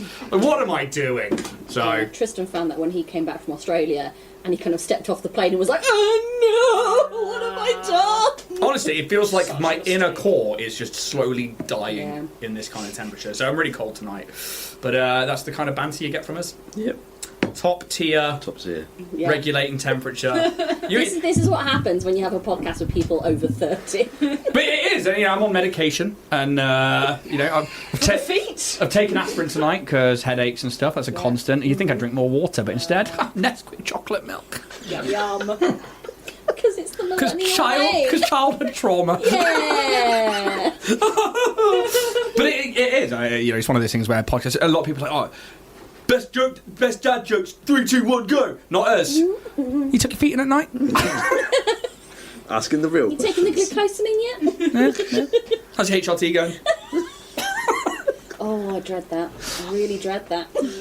It's coming. I know, because, it's on the horizon, and I'm like, I'm going to be a crazy bitch. I know it's going to happen. If you can let me know so I can write you out of that campaign. No, absolutely. I'll just like become like a cave lady and retreat from society, because nobody needs that from me. I'm already there. But yeah, so I think, you know, that's the level of banter you're getting from us today. We're all tired, we're cold, and that's what you get in podcasters. That's what you fucking get. That's what you're not paying for. Yeah. Every now and again we'll hit you with a zinger. Especially Alex. Go, tell a joke. Appropriate joke. Oh, I can't. No, it can't be done, though. No. So, the elections. We know that the outcome of this determines whether Dynatech gains access to secret information, to parts of the Starfinder Society that they didn't previously have access to, which could, in turn, it could be beneficial. It's probably not going to be. We know that. We know the big evil company is probably going to be using it for their own personal gains, and capitalism is capitalism. How are you feeling as characters and as players as we go into what is essentially going to be making diplomacy checks, to talking about the mechanic that we did where, like, we've been rolling a D100 for how many voters they're going to gain, but whatever gets said in these debates is going to adjust the cap from 100 down to 0 in increments of 25. So currently there are caps on the candidates. Some of them are at 50, some of them are at 75, some are at 100, depending on what rolls they made last time. Obviously things like Nat 1s and Nat 20s are going to affect that, but also the roll that they then make there and afterwards. And also things like you've done, like uploading things to the infosphere and influencing the influencers. All of these are coming into effect to adjust the cap of how many they can max out at. Obviously, you don't know the roles. You don't know what's been happening. You've seen how many they could potentially have, but you don't know where the caps lie. So as players coming into this sort of blind mechanic, and as characters coming into what could be a galaxy-changing situation, how do you feel? I think we're boned if Xana gets it. Yeah. It's exciting as a player to have like this kind of like, it's definitely built the suspense of we don't know how it's going to go or what's going to go. Character-wise, TJ's very nervous because it could determine the entire future of his race. Yeah, I think that's a very good point. The Starfinders are pitching heavily currently to try and get you to be a recognised race. Yeah. Dynatech have obviously shown interest in the media, that they're like, we obviously need to make sure that it's correct, we want to do this by the book and make it right. But knowing what Diantech are like, and it's like, it's. I think TJ feels a lot of responsibility because he kind of feels he's sort of done a bit more than maybe he had any right to do in kind of this whole thing, and I think particularly with the Jenkins thing, feels kind of responsible for this group now, and it's like, very, very, very worried and nervous, and just trying to do right. Yeah. Anybody else? Jack's worried really because Kaz's diplomacy checks are fucking awful. He's only got +2 in it. So, if he asks any questions, He's got it's very likely not to come out good. So, I will let you know, depending on the RP and depending on the questions you ask, it will adjust the DC. Yeah, I have them set, but this is one of the best mechanics in this game that I love, is that you can add circumstance bonuses to things, plus or negative, depending on what they are. So the DCs can and will change as you go through these questions. If you ask a good question that puts people on the spot that they're like, oh, you got me, obviously that's going to drop the DC for their raise the DC for their diplomacy check, but also make your diplomacy checks easier. So there is a constant balance in play here. Yeah. Mainly because I know that some people have only a +2 in diplomacy. And you could have the best RP ever, and then be like, roll an 18 for a dirty 20. Xano can roll a 1 for a dirty 20. Because they are built that way. Yeah. So, there has to be balance here, because you guys can have the best RP in the world, or the best questions in the world, and if I just keep saying, no, that DC is 35, and you can never hit that, that's not fair. That's not, for me as a GM, to ask you to roll something and then be like, but you can never make it, middle finger, I win. It's not fair. Yep. That's not fun. So, I think don't be too worried. Okay. Right. Be a little worried. Yeah. Don't be too worried. Yeah. A Be a little worried. regular amount of worry. Yeah. To be anxious. Oh, I didn't bring my propan along. No. I've got surgery, don't worry about it. Never again. Yeah? So, Tamsin is excited. What about Sylph? Also, Quad just wants change. Yeah? She's excited for a potential change. Did say this in the break, but I will also, just for fun of some of these questions, just throw out some other characters of Starfinders for some of these questions. Yes. So what me and Tamsin have decided, because obviously Tamsin normally plays a character called Calyx, but they're currently in a 17-day transitional process. He's chowder right now. He's soup adjacent. Nice, chunky soup. Metapod is currently trying to become Butterfree. And... Butterfree. Pod. Space-free. Butterfree. But yeah, so Tamsin is obviously playing an interim character right now. But something they've done, and something that I think is very interesting, is that you can play, not necessarily full characters, but you can then pretend to be other members of the Starfinder Society based on the questions that you ask. And so Tamsin's going to be taking on many roles tonight, almost like a co-GM almost, which I quite like. Just fill out some of the Starfinder crowd. I imagine Roos is pretty much just now focused on... Yeah, I guess because he kind of came into the group quite late. Yeah. And he was more concerned about the welfare of you guys, and he kind of lets you take the front stage with this kind of thing. And he's more for muscle and backup, and then he might have certain concerns. Now he has a big concern, and that might come through a little bit. Yeah. But on the whole, generally, he's just looking out for you guys. Okay. You Also, I didn't think of any question. Sit however you are in your pod as these candidates all... You see the pods taking their place around the central podium as the electoral speaker, this gnome female that you now know to be Caldina Jormon. Welcome, Starfinders, and thank you for all making your way back to the halls of exchange in time for the electoral debate here today. In a moment, we will open up the room for all of you to ask your questions of the candidates. Please remember to try and keep it polite. I understand these talks can become quite emotive, but that doesn't mean we need to devolve into monsters and animals. Now, to begin the debate, I call forth each candidate to state their primary intention if elected First Seeker. You see the screens flick to the face of Luwazi Elsibo. Her voluminous hair and trademark red bandana, she smiles politely as she begins to talk. Good morning, fellow Starfinders from far and wide. Thank you for being here. I'm Luwazi Elsabo, and I wish to remain as First Seeker of the Starfinder Society. When I set out as First Seeker, it was my intention to try and send you all out to the corners of the galaxy and bring back star charts, data, relics and items that, should you choose to donate to the cause, would be sold to begin building a society pot, a pool of money that could be used by future First Seekers to help fund and aid other members of this society. Granted, we are not quite there yet, but it just takes time. I implore you to be patient with me. It will pay off. She sits back down. We are going to make a roll. That opening speech. I will do this open. This is just a D20 for a diplomacy check. It's a 7 on the dice. What was it? What was it?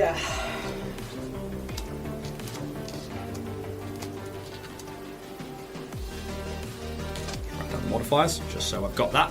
I can add it to everything in a minute. She sits back down, and the electoral candidate waits a moment as everybody begins to clap. And she gestures over to another pod, and the screens change, and we see the face of John, this older human male, who stands up from his seat. I would like to open up for more recruiting within the Starfinder Society.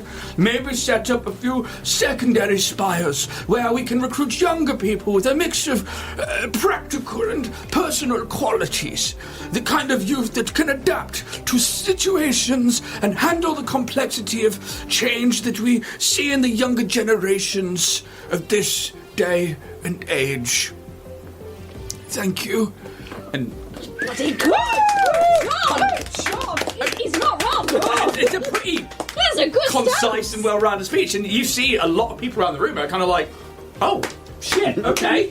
Fucking hell. I didn't think he had it in him. John, And you see like Luwazi smile as people clap. But let's see how good that was. Come on, John. That's funny. Come on, baby. 12 on the dice. It's not bad. It's not bad. Okay. Come on, John. With his modifier. -8. Oh, it is! It's fucking low. Oh! Come on, John. So, John's roll is a 12 on the dice plus his modifier.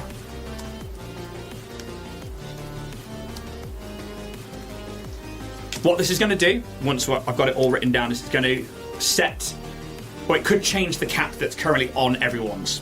From everything you've done, what they've spoken about already, this is going to be a constantly changing mechanic. As he sits back down, people are like, fucking hell, all right, yeah, that was to the point. The clapter. The clap The clapter's over quickly. Wow. As the screens flick again, and the first speaker presses something, not the first speaker, the electoral speaker presses something, and you see Solias come up on the screen. This long-haired human male, their hands and arms moving like they're already treading water in this pod, but they look very sturdy in their hover pod. As First Seeker, I intend to focus this society on the search of aquatic planets for lost treasures and ancient civilizations, and artifacts lost to the oceans and seas, to bring a sense of sub-archaeological adventure to the forefront of society workings. People are like, a fair amount of people that are clapping already, that are already in his corner. 16 on the dice. Plus his diplomacy. Forgot he was an envoy. Captain of a starship. Quite good, isn't it? It's quite good. Ridiculous. So that was, 16 on the dice.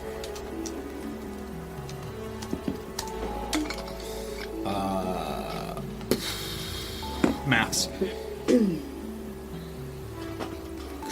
Christ, Elias.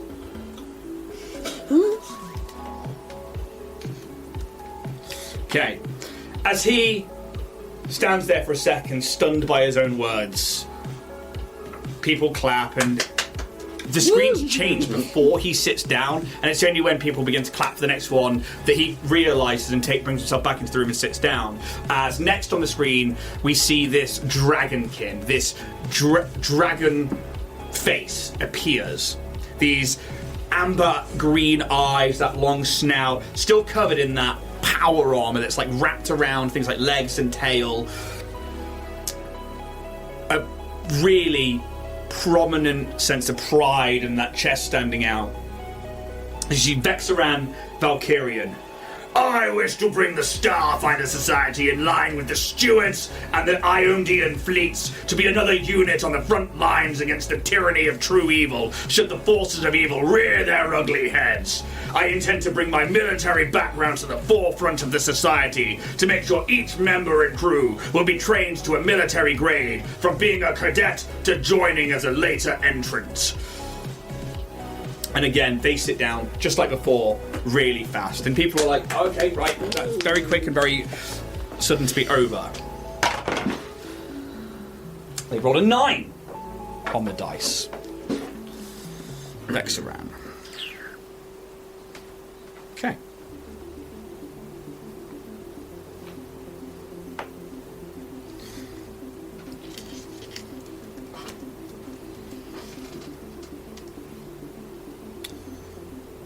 We go to type somewhere, it just puts it right in the middle of your sentence. Oh, come on! I want to do this smoothly. Everyone's rolling quite well. Except this last one, hopefully. Now, he sits back down and people are clapping and the screen changes to Zano, and there is a moment of hushed silence. Give me a sense motive check. Everybody can do this. Oh, is he being wanky? He's being a wanky. Is it a little wank, is it? Oh, that's pretty good. It's a 23. 23 from Roos. Gosh, not bad for me. 20. Can't count today. 24. 24. 23, 24. 32. 32. So 13.13. You all definitely pick up on this like moment of silence where the entire society is like, and the rest of you realise people are listening to see if, because everybody holds off clapping for a second, and they are waiting to see if, and you can see them looking around everywhere. Okay, cool. But you don't hear clapping, and then people are like, Good. Shamed her into it. yeah, you get the sense that the speakers haven't been turned on. Good. I entered to end the piracy and hidden agenda of Luwazi Elsipo, and in doing so, return that pot of gold to you all. From there, I will use what I have learned from my time with Dynatech Industries to restructure the society into a more financially stable home for us all. As Zan stands there, some people begin to clap. You definitely get the sense people are like, woo! And then she carries on. I will stop the lies, I will bring about truth, and I will make sure this society is put back into the people that make up its organization. I will ensure your financial stability as members of the Starfinder Society. They're going to make a diplomacy check. Now, last time we rolled a nat 1, and I had that really horrible manifestation that this time it's going to be a nat 20. It's not that, but it's fucking good. Hi. That's a 19. Yeah. That's a lot. What is it, maths boy? I don't know what Plus 19, Plus I 19, suppose, isn't it, I it's think? 38 then. Yeah, that's a big Yeah, but that's it. number. That's big, that is. And you know, because you know her modifier. Yeah. And people do applaud. People are like, and it's almost like that beat waiting for the applause to begin with. that silence, and then people are like clapping in the first time, and now when she finishes the speech, you can see that some people are like, wow, and like really into it. Others doing the same polite clapping as the rest of you. Now that we have heard from the candidates, I ask the floor to bring your questions to these individuals. And you see that like all of your pods begin to light up, and you can see that there are command buttons, and there are things where you can press a button to be like, I would like to be recognised to speak to the room. If you would like me to go first, that's fine, but if people have got things they would like to do, or things they would like to say first, then that's absolutely fine. What I'm trying not to do is just shout over each other at this point, as we all have questions. So we either, I don't know if you want to raise a hand, or if you're going to be like, me, please, sir. Who presses their button? Who do we see? So this is a Noir, which is a about 8 foot tall cow person. They are like big, a minotaur. They are like a minotaur. They are huge and wide, and he's wearing big plate armor. He's got a massive gun on his back, and he's got huge, like, water buffalo horns.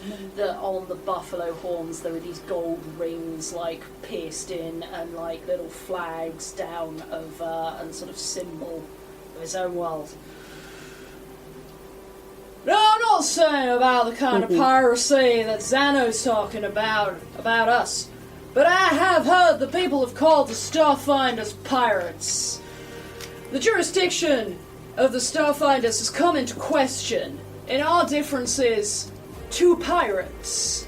We go out there, we take, and everything. So how do you plan on addressing the wider public's perception of us, and are we different to pirates?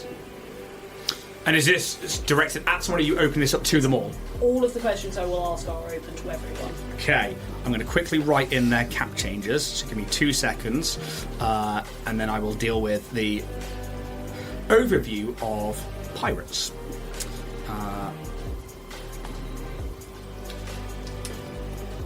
While we wait... While Ian does this, why don't you head on over to www.warriorprince3d.etsy.com and use our permanent exclusive code to the stars to get 10% off your high quality 3D prints.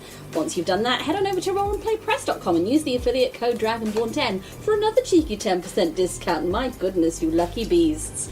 Once you've done that, with all the money you've saved, head on over to dragonbornindustries.com and buy yourself some lovely merch or some sexy little dice. There's a whole plethora of things that some might be for limited time, so get them while they're hot, children. I'm going to roll a dice. Thank you very much for that.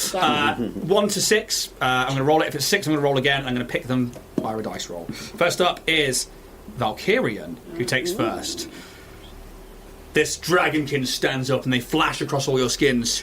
The idea that the Starfinders are pirates is nothing more than a travesty. And yes, there are greedy adventurers among them all, but with some military discipline and training, we will make sure that the values of the Starfinder Society are upheld only to the higher standard. From the core training, we will make sure that this badge of piracy is lost. And you get the sense through like hard training, they are going to adjust things. 3. Zan presses a button, and there you can see they tried to get in first, but Valkyrian eagerly got there to begin with. They stand there with their hands, these Shirin carapaced fingers tucked into each other in this very serene pose. Something you've seen a lot of Solarians kind of do, this like grounding, centering position. Their eyes flashing this compound orange look up. I have spoken a lot, passionately, about this particular matter. The fact that it has even been allowed to get to this point is nothing short of a joke. You have become nightmares to some people across the galaxy. The Starfinders are going to come in and loot my corpse, or take things away from us because they think they have a right to it under people like Luwazi. I wish to see this changed, because whatever you bring back so far is taken from you. Why wouldn't you want to keep it? but I want to make sure the society gives things back to you in the first place. If you are already funded, or if you already have money, you would be less likely to steal. And I'm not saying it's you, but anybody who might have that ilk that's coming into the Starfinder Society. And while we sit here under the rulership of a pirate queen, let's say, that's the mentality that is there. I will bring corporate structure to the Starfinder Society, and you will be paid on a regular basis. Why would you need to steal if you're being paid? Why would we need to be seen as pirates if you are paid to do this work? People are like, huh, it's a tad aggressive, but it's got some merits. Like, why would somebody with a job need to steal? They're clearly going to be all right. And you see, like, the murmurings going around.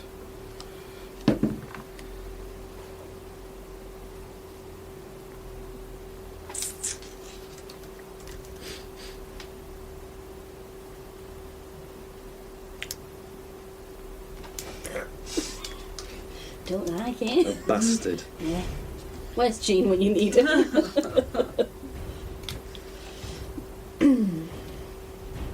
Okay.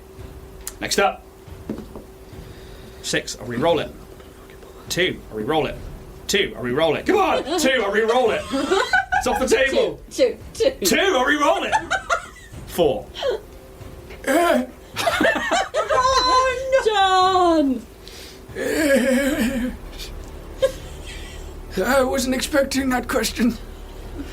I may not know much about the galaxy, and the only time I have heard this place being called a den of pirates is, I'm afraid, by a fellow candidate here.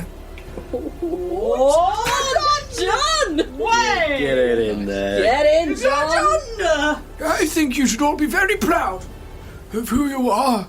I'm certainly proud of you. You have gone out into the galaxy further than I could ever have dreamed of going in my life. And you have brought back data and information invaluable to the Starfinder Society. And you've been asked not to give up anything more than what is fair or that you wanted to.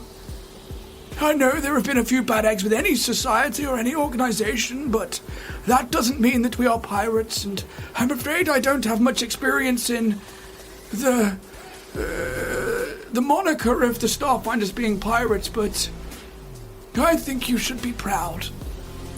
John! John! That was fucking great! You should get at least a +10 for that. John is a legitimate candidate. He's the dad we all need. Everyone needs a John. Everyone needs a John. Odds and evens now, because there's only 2 left. Odds, it's Luwazi. Evens, it's Captain Solias. Odds. Who wants to go next question-wise? I've got a question. I've got a question as well. But Mine's a bit. So it's fine. Mine's like a silly one, just to have some input. So if there's one more important one, then please go ahead. I've got a few, so I'll just Yeah. go in whenever. Okay, take it turns. Luwazi stands up, Yeah. Yeah, you go first.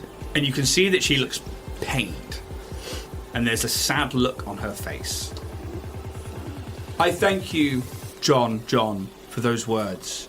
You are a very kind soul. And it's my pleasure to stand here with you. Did you make yourself a little bit sad? Going! Oh! Wow. Oh! Oh! Ian! You got yourself, mate! I did. Oh Wow. no! Oh! There you go. I got you correct, wasn't it? I fucking did. Yeah. Emotion! Yeah. Well, I know what's kind of happening Yeah. as well. Oh my god, is John sick? Oh No, Ian is fucking hell. I really set myself off. Bless him. Wow. See, this is why we don't hide behind a paywall. Where else did you get this? It's fucking genuine tears. Quality Wow. emotion right there. Ian is legitimately leaking. But I don't want to carry on. Fuck. I'm a man. For fuck's sake. Oh, Christ, I don't have mental health conditions. Fucking hell. I thank you all. I am saddened to my very core that my role and my duty and my initial intent as First Seeker has been seen by anyone as piracy, even a friend. And she looks across to Zano. But this isn't about a sad story or emotion. I am just trying to build a pot so that whoever replaces me at the right time has the funding. I have been very open with what we have financially. And granted, there are things that I cannot share with you because they are dangerous. But I promise you, if we are patient, it will be fruitful. I will do whatever I can to be open and honest. If I need to share financial data, information, I will. I'm very okay with that. But it's not going to be a quick solution. It is time that we need to build the resources. I have only been First Seeker for just over a year. Some missions take longer than a year. Please. We are not pirates. You are not pirates. We are adventurers. And she just sits back down.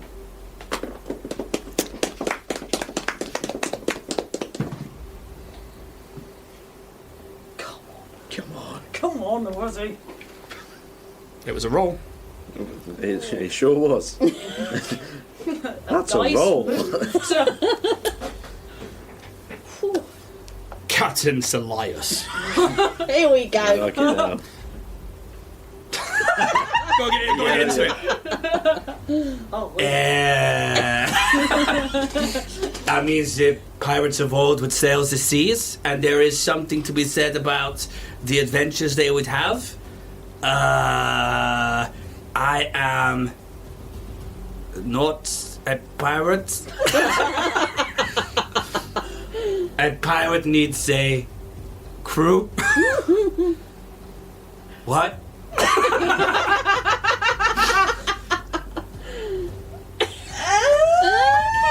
And like, people start, he's like, wait. He rolled a culture check, it fucking nat one. So he's like, dang, so he's going to make a diplomacy roll. Yeah, okay. Common is not his my first God. language. Oh dear. Actually makes him suffer. Thank you everybody for that question. Thank you. What was their name? Oh God. Coverall. Thank you, Caverall of the What's your ship name? Of the Dark Moon. of the Dark Moon. Hey, that's a good The one. Dark Moon. Thank you, Cabaret of the Dark Moon. And thank you, candidates, for answering that question. Is there any other questions? This is TJ. Yeah, this is TJ. Recognising TJ Squeakerson of the Orion's Hope. Thank you. First off, I would like to preface my question with the heartfelt thanks and gratitude of the Hostoki to the Starfinder Society at large. Thank you for opening your doors to us. We appreciate that things are uncertain, and even a brief reprieve of safety is much appreciated, and in the short time that we have known and worked alongside you all as Starfinders, we have been touched by your generosity, your openness, and your chutzpah. In light of that, we are aware that we are not a recognised race. My question to all candidates is, would you still support us in our endeavour for becoming a part of the Pact Worlds? Is that something that you foresee yourselves doing, or not? And if not, or if so, why? Thank you. Yeah. This gnome electoral speaker turns to the candidates, and Valkyrian steps up first. The Hastoki would make a fantastic secondary force within the Starfinder units. The sheer numbers that have been produced by Dynatech Industries are nothing more than an amazement to me. It would be interesting to see whether or not they do or do not make their way or make it to full species recognition within the Pact world. But either way, we would find a way to utilize them within our forces. Cross that one off. We would be happy to have them as full members of the Pact. Straight into the point. I mean, you know what you're getting. He's upfront about it. You've got to give him that. Next up, Lwazi smashes that button. Come on, Lwazi. And this room is huge, and she looks directly to your pod. My friend, thank you. That is a question that only you could ask. Of course, I already recognize your species as a member of the Pact species. I hope, and see her head turn towards Zano, my former friend and crewmate would feel the same. And I'm sure there will be a very pretty and well-worded response to that very question. Of course, you are people. People are like, woo! Clapping.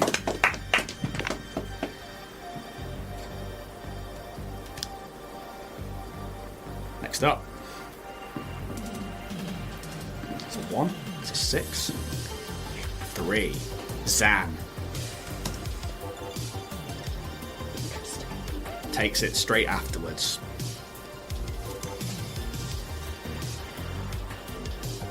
Hello, Starfinders, and hello, TJ. It has been a while since I first asked for you to go on that mission with the Starfinders. The current state of affairs with the Hastoki, as we all are aware, is that they are in the processing of being recognized as an official member race of the Pact. As it currently stands, I cannot speak on the matter because I am still an employee of Dynatech Industries. But of course you have your place. And they sit back down. Can I sense motive that comment about that she asked for either TJ or the Hastoki on that first mission? Yeah. They're going to make a roll. Is that right?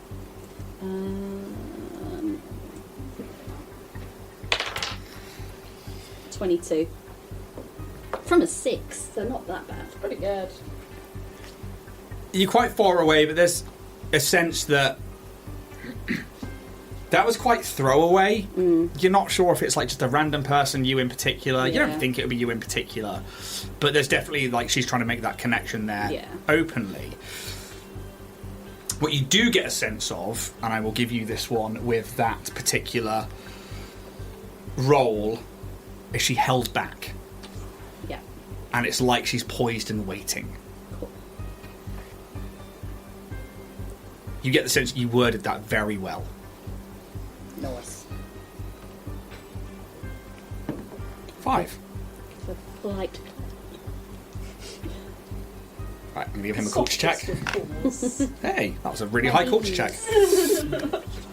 Captain Solias comes up on the screen.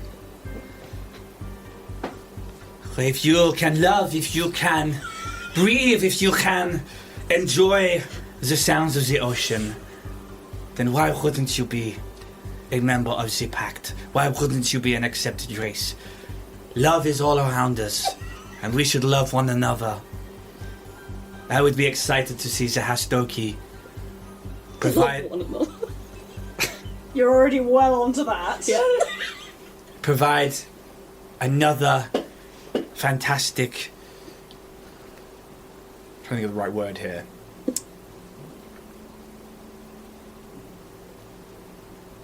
Something along the lines of like just basically being able to add another Dimension? No, it's Diversity of race. Yeah, I guess some more another aspect of diversity within the Pact Worlds. We are a refuge for many. Thank you. Make a roll. Hey. I'm telling you now, they are all rolling fucking rocks back here. Oh, interesting. Yeah. And we all know the rocks in the end. Can you ever really own a horse? Oh, I dropped it down! Or are we all actually the horse in the end? We're all versatile. Done the Wazi, done the We are, Valkyrie, done that. yes. So it's just John. Very versatile. John stands up. John, let's go! John! Get in there, John. Don't let us down, John. Come on. It's an interesting question. What is a sentient species? What is a species ready of being given their rightful place? I remember when the androids and the android abolitionist fought for their place. We once saw them as tools, a lot like the Hastoki. We saw them as a race that were created, that were just there to ease the resources of mankind and of humanoids all over the galaxy. Yet, is that not the same reason the Hastoki were created? Yes, I think it was. If that is the case, and we can learn, not just from the androids, but also anacytes and other races that have come into their own SROs, synthetic robotic organisms. Of course, as long as it can be proved, then yes. And from what I have seen, the Hastoki are as much alive as the rest of us. Yes, I would love to see them as members of the Pact. John! That's a face. Come on, John. Come on, John. Come on, John. Again, rolling rocks. Come on, John. Shame about his modifier. Negative 10. It's not good. Come on, surely all this exercise is giving him charisma boost. It's fucking not. Thank you once again for that question, TJ of Orion's Hope. Next on the floor, please. I've just kind of wrote this. Is this cool? Yeah, I was like, of course. above table. We're playing a game, buddy. Yeah. It's absolutely fine. All right. So What are you wearing? so What's there's in my a pocket? Boxers like or a- briefs? module in front of you, and then there's just like sludge just goes, and then this face forms out of this sludge, and it's like really weird looking. And then this voice. There are many beings present here. Yet believe me when I say that most who are present are unseen. It is the burden of the most simple life forms to lay low and allow more complex organisms to extract resources from worlds that many would be considered uninhabited. What resistance could the new First Seeker, and by extension the Starfinder Society, protect the rights of those who have already laid claim to the worlds whom otherwise would be imperceptible to most? I ask this humbly. Yours truly, unknown bacterium. That was fucking incredible. Fucking amazing. So I'm going to presume that wasn't Absolutely Bruce. amazing. Fucking hell, dude. I have a credit stick for that. So I'm assuming that wasn't Bruce. No. Unknown bacterium. Bacterium. Jesus Christ. Yeah. Wow. I Wow. literally just read that in the last 5 That's minutes. awesome. And is that like another? Was that a genuine race that you found, or were you just like fucking? I just winged it. Bacteria Awesome. wine. Bacteria one. All along. Right. Okay. So we're going to make some checks because obviously that's not also a recognised race. 1, 2, 3, Spat everywhere. 4, 5. Sounded It like was there was a lot of fucking spit. awesome though, and I really liked that.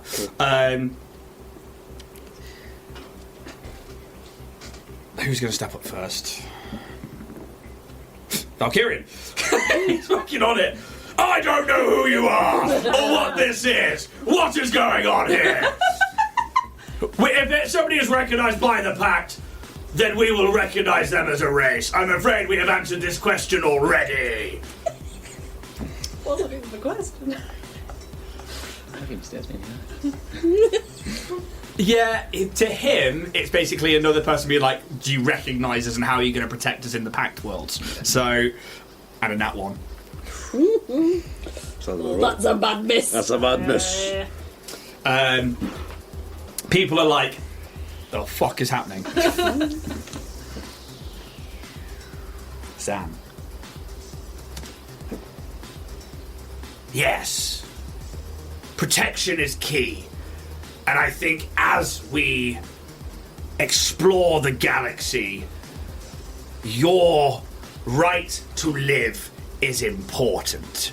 You need to be funded and given decent equipment to protect yourself as you go about your duties as a Starfinder. And I will ensure that every member of the society is protected via equipment and finances.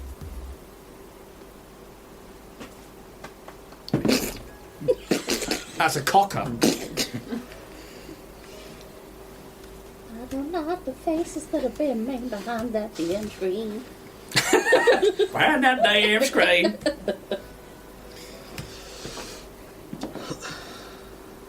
Valkyrian. Valkyrian. I've got more to say! Zam. There we go.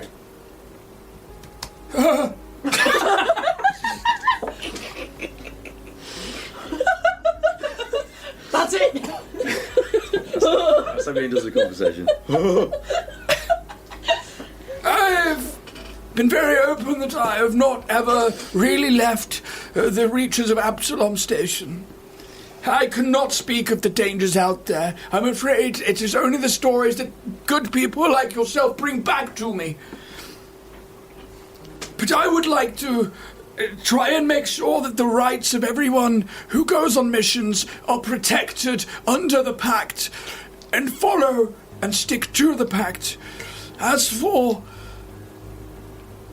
And then he like stops for a second and is like, I think the same as Zan here, you should be equipped properly, but that is also, I think, partly the responsibility of Starfinders themselves as well, is that you should be prepared. We can offer you, through training in the cadet programs, the basic knowledge, but I do believe that the greatest of the Starfinders found their own way in the universe, and sometimes that is something that we will have to continue to do.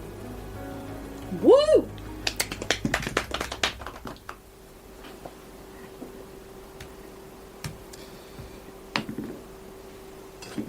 Who'd have thunk it, eh? John. Captain Elias. What the fuck are you? I have never seen something so horrific in my life. I am scared and I want to go home. Oh! Incredible. Jesus. Absolutely incredible. And in that one. Oh, that's very apt. Oh. Poor lone bacterium. Are there next questions, please? Just slapping that button. Is this Kazumbra? Yeah. The floor recognises Kazumbra of Orion's Hope. My question goes to all candidates who are willing to answer. Zano of Dynatech has promised funding to many Starfinders in their expeditions to help them in their adventures. But as far as I've heard, it sounds like this will only become a job rather than a lifestyle and a way of life. Who else here can promise that they'll fund the Starfinders more in their expeditions? Who else here can truly promise that they will keep the Starfinders at the very forefront of their mind if they were to become First Seeker? Financial needs are of course somewhat important, but the Starfinder Society and its core values are so much more than credits and KPIs. It's the thrill of the adventure, the thrill of exploring the unknown and undiscovered. Who else here can stand and tell us right now that they know what it truly means to be a Starfinder and will do everything in their power to preserve that notion? Ah! No! Ah, Ooh. You have to give me that one on there. You guys got all my We questions. can't have that many out. I've got 2. I've got one. Got one. So 2, 3, 4. James is hacking. I don't think he Can I have that one? You can have that one. Thank you. That was a Away. fantastically worded question that you see again. 2 members of the Starfinder Society candidates beam with a smile. Lawasi and John. Yeah. John. First to answer that question is John. Nice. Oh, he's getting fast on his reflexes. Yeah. He's on it. It's probably because he hasn't sat down yet. He's like, I've got that one. You have said, you have hit the nail on the head. The Starfinder Society is an adventuring society. Even for those of us who have never left the safety of home, it's the stories, the ethos, the core traits. That is what makes a person, I believe, a Starfinder. I don't think the Starfinder Society needs to change that much. I just want to see it grow. I want to see new recruits. My problem is that we can only train cadets here from Absalom Station. I think we should have more spires where we can train cadets without having to bring them here. We can keep them closer to home while they are still young. We can make it their choice. people are like, yeah, clapping. John! Smashing it, John. Yeah.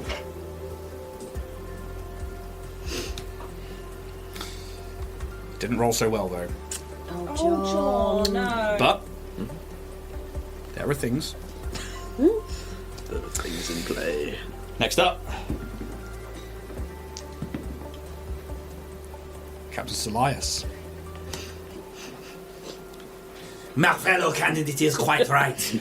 Being a Starfinder is about adventuring, but it is important to have the funding, I think. I stood originally as a beacon of Zano, and I wanted to see us funded by that company and by, well, not by the company, sorry, that's not it, by Zano's company information and structure. But now I think we could take the pot that has already been collected. I'm sure it is wealthy enough. And we could find more, especially in lost ocean planets. We spend most of our time exploring the stars, not beneath the waves. I am sure there is more under the oceans of so many celestial bodies than we could ever dream of. That is how I will keep the Starfinder Society funded and is the forefront of my plans.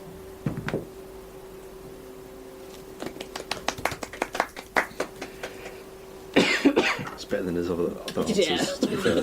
What the fuck are you? Did not roll so well. Come on. He's having a bad day, isn't he? Valkyrian.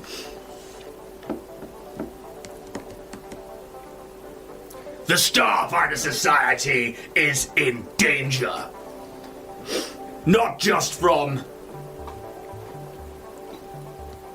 monsters and pirates and other entities that we run into on a daily basis, but from its very core when we go through elections like this. We never know what our next First Seeker is going to be, but if we can put in a military structure, leave somebody with a good hierarchy of command, like the Iondian fleets, like the militaries that I have been in, that will give us security and keep the Starfinder Society at the forefront of its capability. Ooh, that was a roll. Next up. Fucking Valkyrian really wants to speak. And another thing. You've had to shut your chance, mate.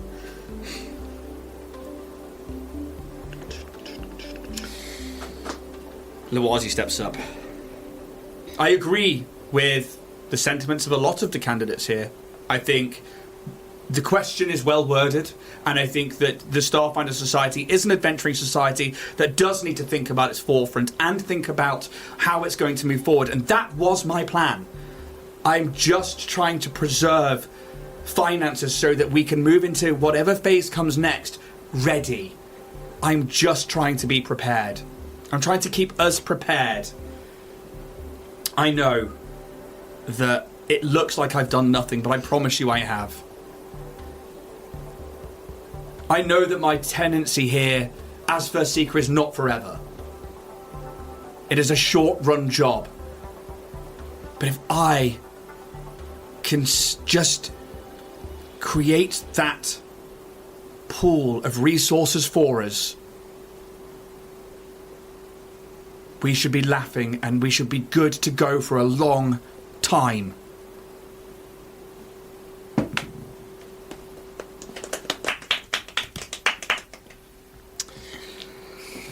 A lot of decent rolls going on back here. A couple of bad ones, but a lot of decent ones. Zano.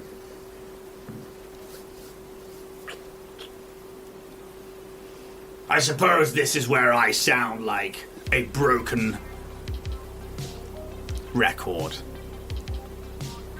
Everybody here is saying that their plan is to keep it at the forefront, but this is the same thing we hear every time. We cannot carry on the way that it is. They are such dangerous missions that many Starfinders die on them. Many new recruits die on them. Lack of equipment, lack of funding, and then sometimes a glint of gold at the end of a corridor can be enough to tantalize people into a dangerous situation. If you weren't so desperate for funding, if you weren't left in such squalid conditions, you wouldn't need to think like that. I do want to restructure the organization and the society. I want to make sure that, like Valkyrian here, there is a new structure to make sure that you are always looked after. That is my plan, to keep the Starfinder Society at the forefront. Let's use the information that Dynatech has. Let's use it to propel ourselves into whatever we need and wherever we need to be. Isn't more information and more knowledge better for us all? Make a roll.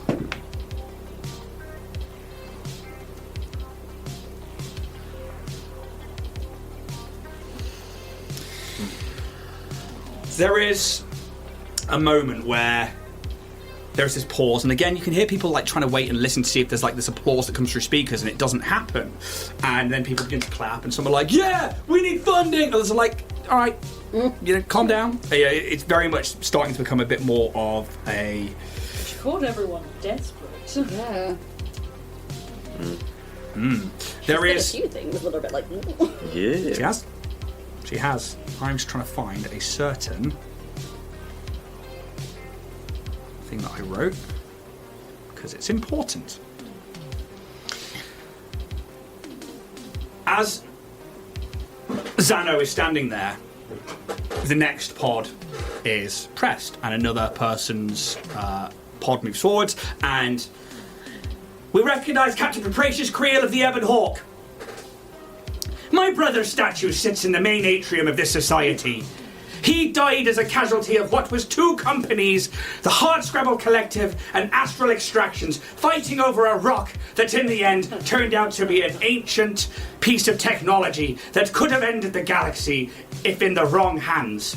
Even after discovering the true nature of this death, they both denied involvement and blamed it on gangs of this station and poorer members of Absalom society. I suppose my question is for the corporate lapdog Zan. How can we trust that this is your interest for being First Seeker and not the company's interest, Dynatech's interest, here in the society? What's to say that this isn't some scheme to buy us out or to become workers and not adventurers? And that gets an applause from different people around the room. Okay. Zan who hasn't sat down yet, looks up. I am sorry to hear about your brother. The corporate world, I have learnt, is a vicious one. One that we have seen time and time again can be brutal. Dynatech clearly had nothing to do with your brother's demise. Yes, it is a company, but I'm afraid I couldn't speak on that particular situation.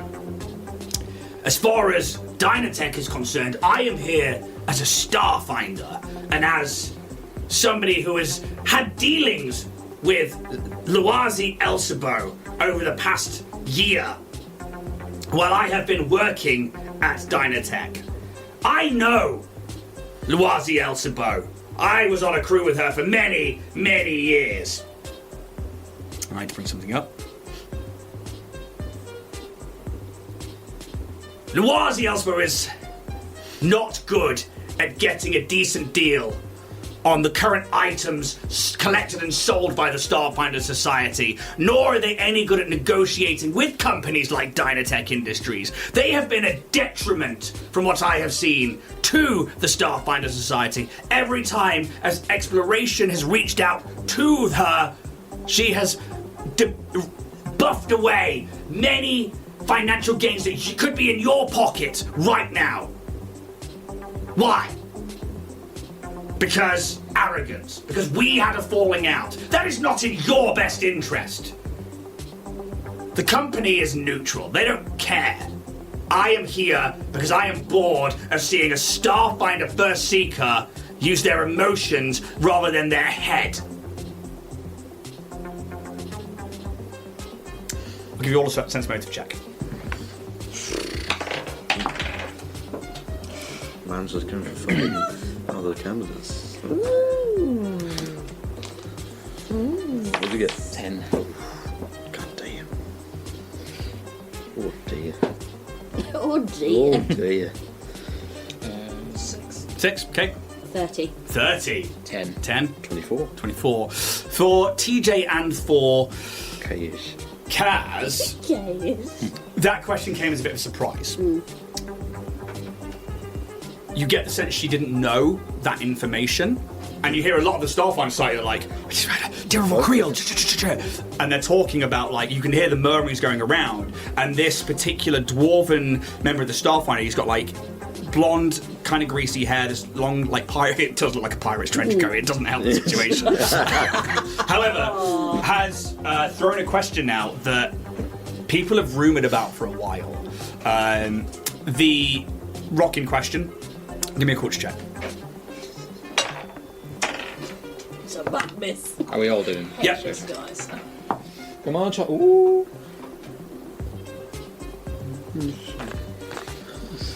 21. Yep. 14. Natural one for a 10. Awesome. You wouldn't know. No. 11. I think maybe for you guys, you heard of because it was literally a Starfinder mission about a year ago. A ship came out of the drift and it had a rock attached to it, and it was just nicknamed the Drift Rock, and it was like a sheared piece of rock, and it became a bit of a race between certain companies to try and lay claim to it. It was an abandoned ship, and although it had gone on missions for certain people, the ship belonged to one, the crew belonged to another, and it was a case that people then were like, it was put into quarantine because it was from the drift, and also then this jurisdiction race happened. But the Starfinders were brought into effect to go and investigate, and it was the crew of the Ebon Hawk who went. There was an interesting find in a ship called the Sunrise Maiden. It had been lost to the drift for nearly 70, 80 years, and this crew found it. The crew inside had perished, but this essentially artifact of a ship, this iconic vessel and crew, this mystery had been solved. What wasn't known was that what Capricious Creel has just said about the Hardscrabble Collective and the astral extractions using gangs and lower members of the city to take the blame. As Starfinders, the plaque on Duravor Creel's statue states he was killed in the crossfire between gangs in Docking Bay 94 while waiting for new members of the Starfinder Society to arrive.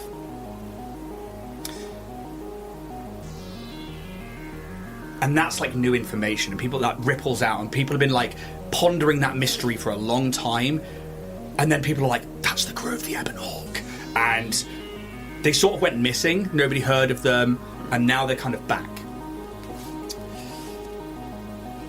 Next question. Nothing at all. You sit. Um, No, you know. Sit. I've got one, but you can go around again. Let's take another NPC. Who do we see? This is actually going to be Sylph this time. Sylphia. What's your ship called? The Bubble. We recognise Lady Sylph of the Bubble. Said with a dead serious face. That is quite a nice name, to be honest. You really should have thought of a different name. The Bubble Telescope. Okay.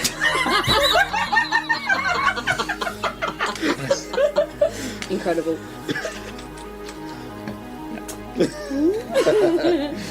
I'm going to very slightly look at TJ before I say this. This isn't meant personally. But I'm immediately taking it personally. Noirzy's recent decision to harbour the Hastoki without wider consultation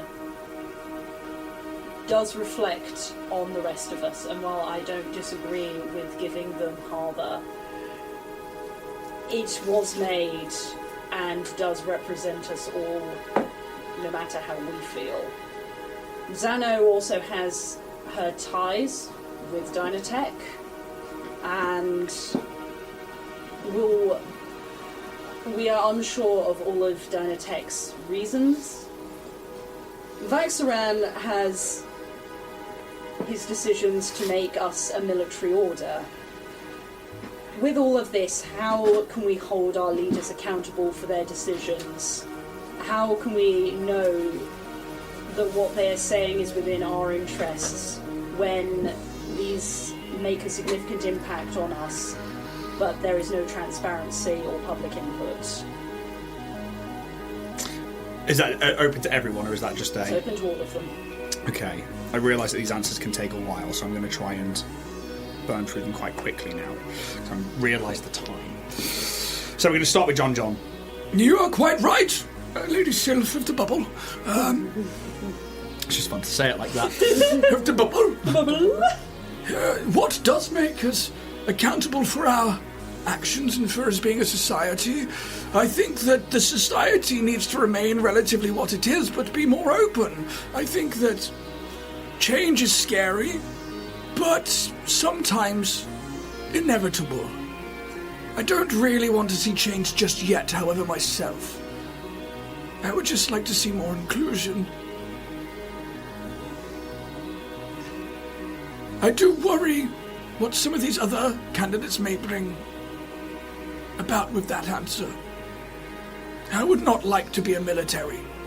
Although combat is a daily aspect of many Starfinders, it is not a necessary one. It is a choice. And a choice to be a Starfinder, it should always be... Put your teeth back in, John. Put your teeth back in. I'm sorry, I've set myself off.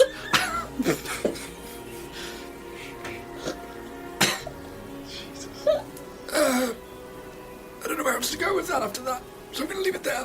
John! George. Sounds like the original Dumbledore. Doesn't he? Oh, he does! Got the Griffith about him. Yeah. Dunno. Structure. Structure is key to any discipline. Yes, we could look at the military might like our friend Valkyrian here wishes to bring. However, I have learnt that armies fall in a day. Militaries crumble and change depending on the nature of good and bad and its perspective. When we look at the corporation structures We know one thing. We know why it's doing what it's doing. We know how the wheels turns, and we know if that kind of structure is in place here, it's secure. We know how it works. We see it, that corporations and businesses have survived since the dawn of time. It would just be wise to run it that way. Do you not think it would be wise to run it that way?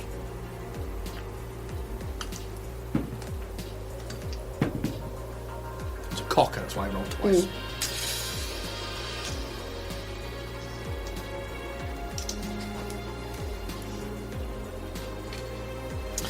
Next up, the Wazzy.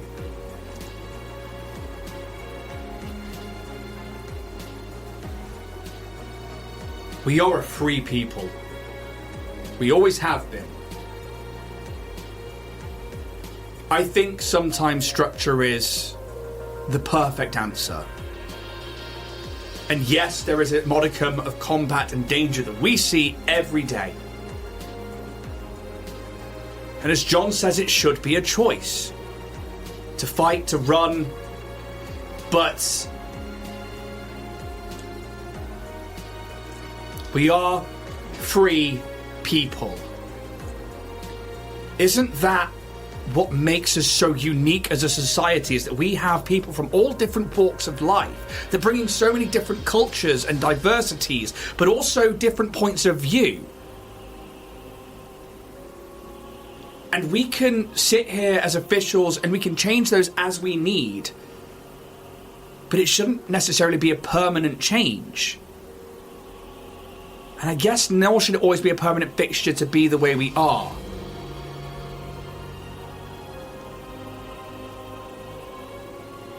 I'm trying to think of an answer like her now.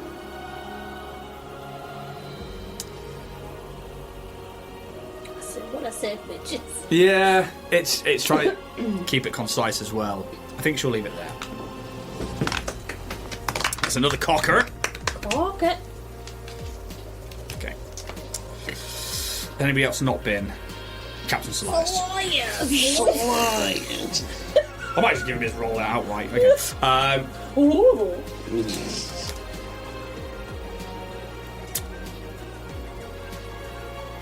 He's not that smart.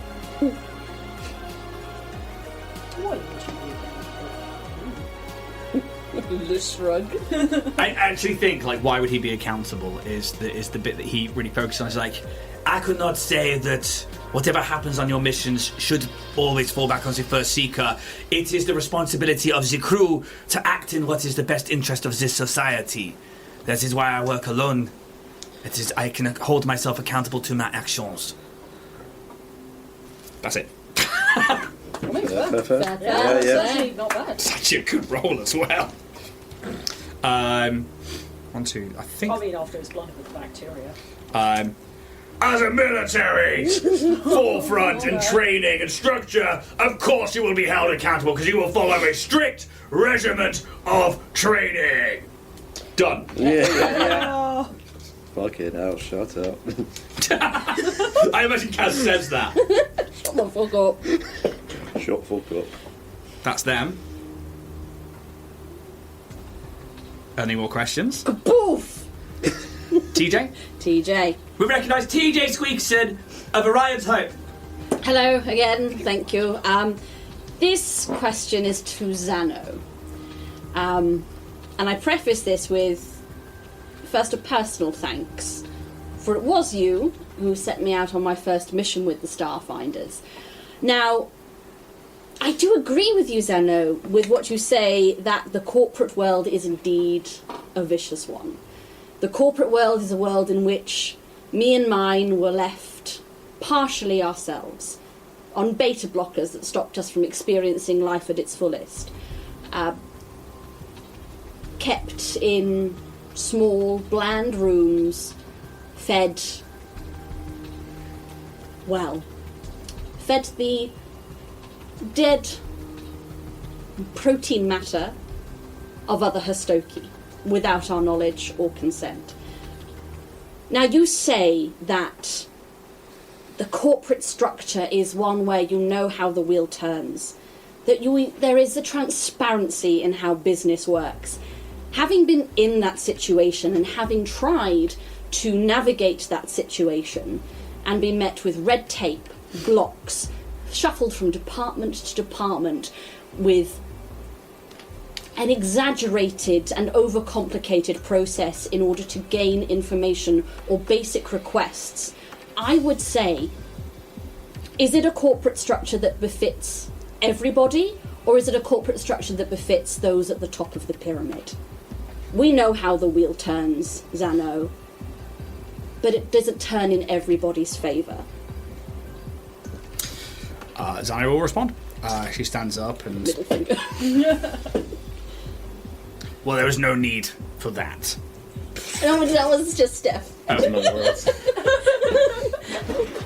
That wasn't TJ. I was going to say, that's No, TJ's not that stupid. Steph is. You're right.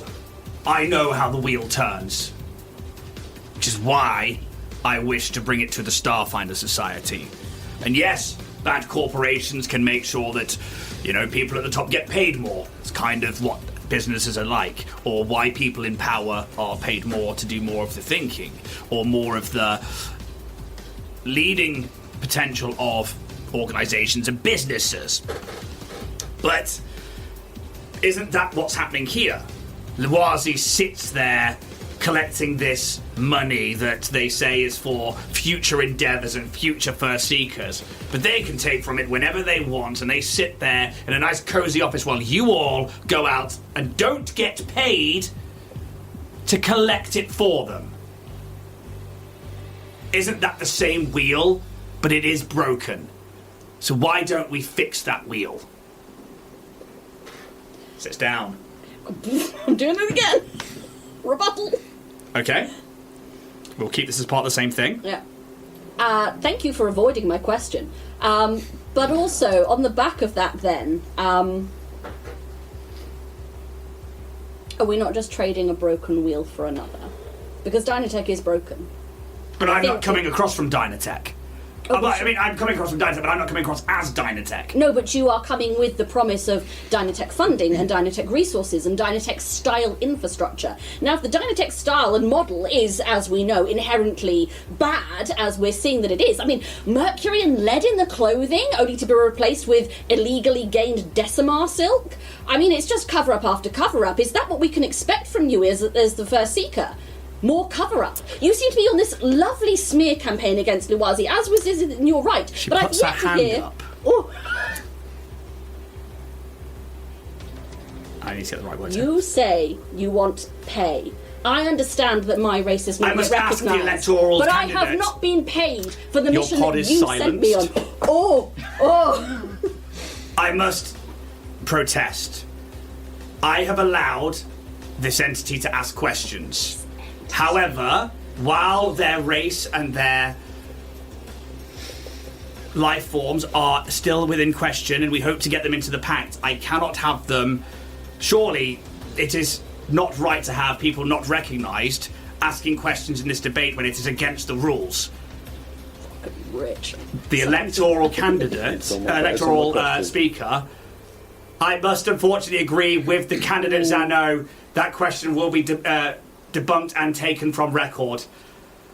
TJ Squeakerson of Ariato is unfortunately not recognised as a full member of the pact and therefore cannot partake in this debate system.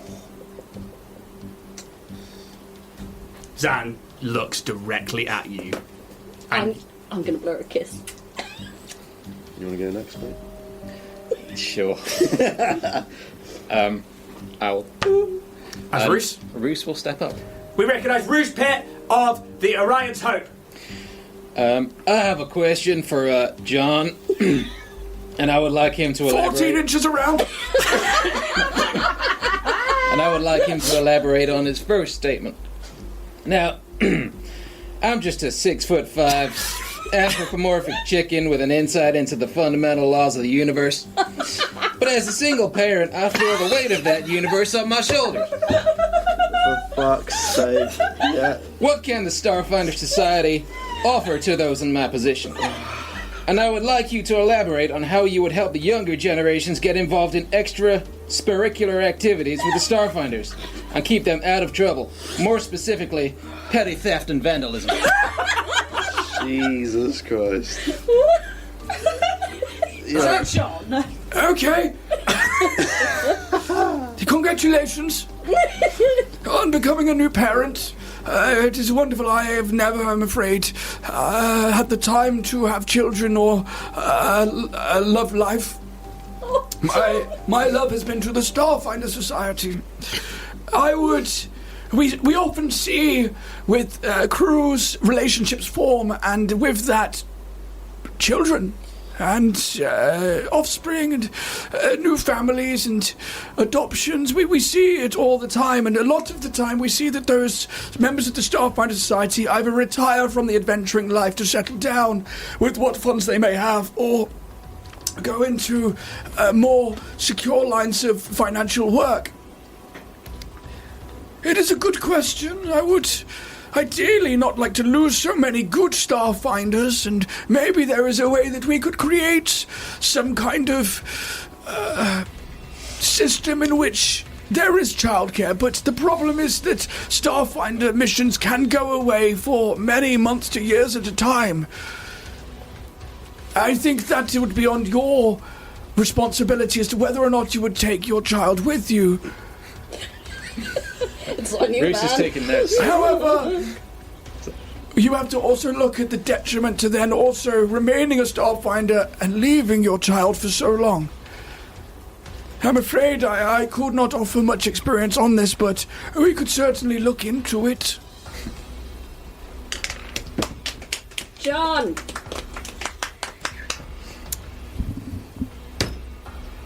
That's Kaz. Yeah. We recognise Kaz Upper of the Orion's Hope crew. This question is for Zano. You've been found to have been using what some might call a dirty trick, and whilst not against the rules, using external speakers to bolster your own applause during the candidate introduction yesterday leaves a foul taste in some mouths here. What do you think that says about your faith in the Starfinders if you can't trust them to vote for you and back for you in the first place? She stands up. Sorry. They stand up. How would they say this? I agree. It has probably shaken my candidacy somewhat, and yes, I did do it. I was worried that people like Luwazi and Captain Solias had such a decent online presence, or I found almost fanship here within the Starfinder Society, that I couldn't rely on corporate funding or a natural charisma to aid me in my opening speeches. I was scared, and I faltered.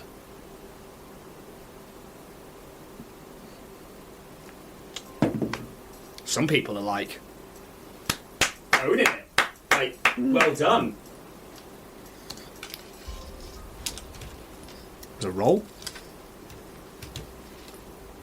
Oh, they're wrong end. Any other questions? Apparently I can't, so. No, not from me. Not from me. Most of mine have been covered, so yeah. Okay. There are a few other questions that are thrown out throughout the day. Things like, what are the greatest threats to the Starfinder Society, and how do you intend to deal with protecting our way of life, which you've guys sort of asked as well. And again, it comes round and people say, you know, different things like, Valkyrian will say things like, devils, demons, and things that are true evil, and we need to fight with the Ionian god fleets and church cathedral ships, and it goes on about Military! that. Yeah, it's very much a... The Court Emperor? Yeah. So, I mean, yeah, the Ionian fleets are cathedral ships. They literally are church ships that go round with their, like, Knights of Galarian, which are the, like, soldiers they have in red power armour, the Space Marines of the Starfinder universe. And so they say that. Zan, the piracy of the head of the Starfinder Society. Olsen Solias is like, underwater creatures. If I have to be First Seeker, he doesn't know what to do. John is like, he would say, dwindling numbers and go from there. I will give them all certain caps to it. We recognise... this is an Ifrit standing up. An Ifrit? So it's a fire person. This is to Captain Solias. Right. Not all of us can go underwater. But that Your direction is very water-based. Are you going to lose half the society who cannot breathe or cannot go near water? That is why you have ships and vehicles. I cannot breathe underwater either.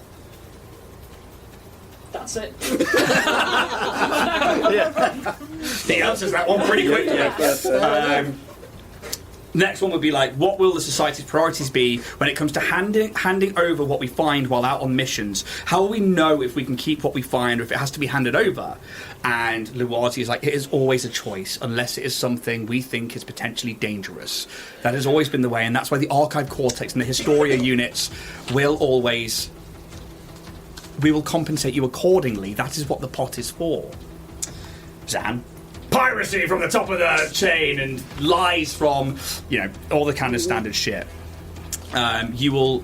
Yes, there will be an aspect of handing over things, but you will also be paid and compensated on a regular basis, not just when you find them.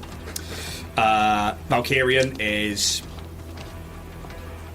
They don't say much about funding. They say we will use the Starfinder pot to help train and build up forces so that we can act as a frontline and a vanguard for other forces to make sure that we are at the forefront, like Starfinders normally are. John is...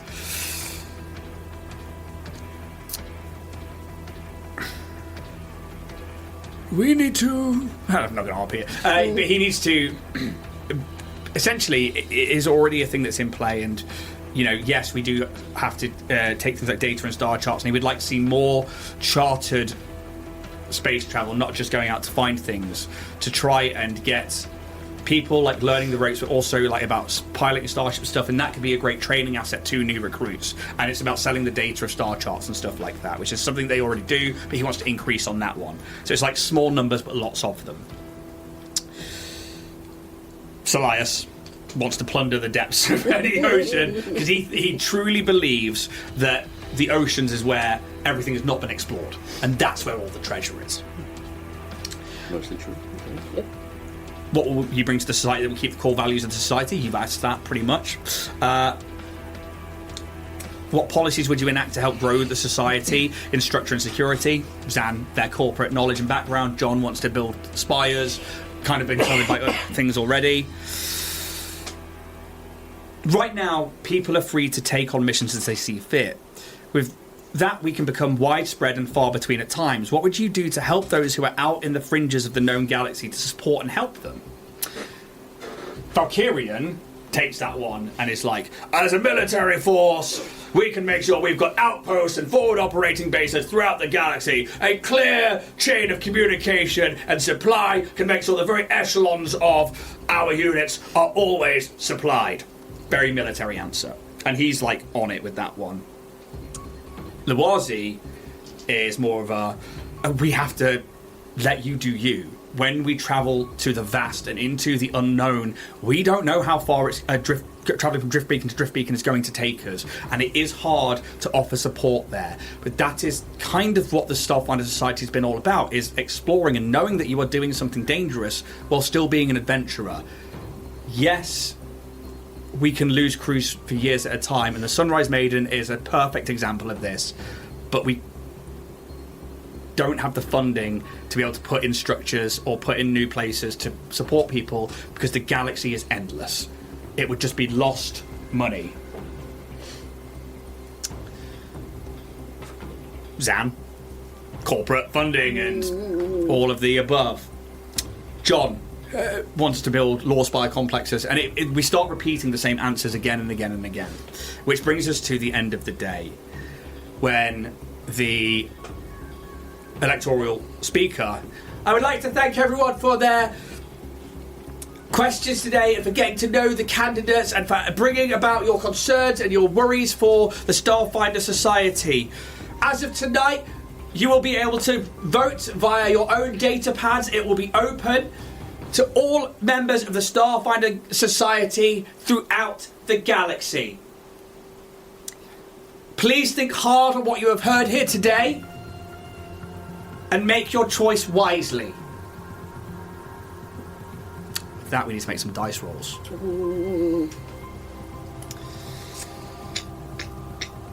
So,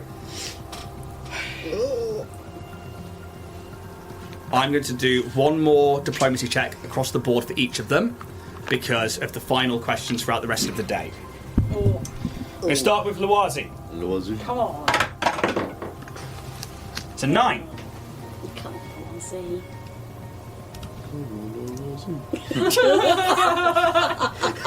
Valkyria. 15.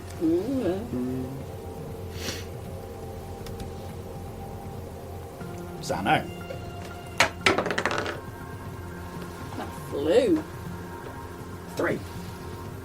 This is kind of almost as good as it's going to Yeah. be. John. Come on. Come on, John. 17. Yes, John. yes, good. Come on, John. Captain Olsen, Solias. Natural 1. He really didn't stand a chance That today. tracks. He really struggled. Okay. Now I need to work out the caps for each one after everything that's been said as we've gone across the board. Oh. Put in the comments who you think's gonna win. John. John! Oh, I don't know who's actually gonna win. No.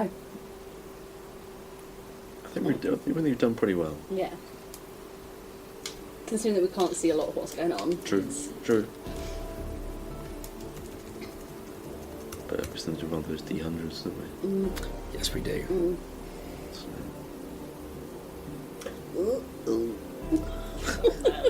Oh no. Oh, Neil. No, that face. Oh, she. I don't like it. Intrigue.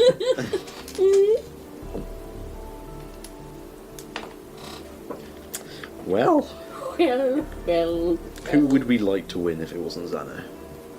Clearly If it not wasn't Xano. Well, yes, that's what I mean. If it's not I Xano, mean, like, who would we want to win? Luazi, probably. Like, keep Honestly, Luazi in I- position. I came into this and you're like, oh, sweet John. I'm kind of like, John's actually got a really John's sturdy actually platform. pretty good as well. Yeah. I like his ideas, but I feel like it's quite limited.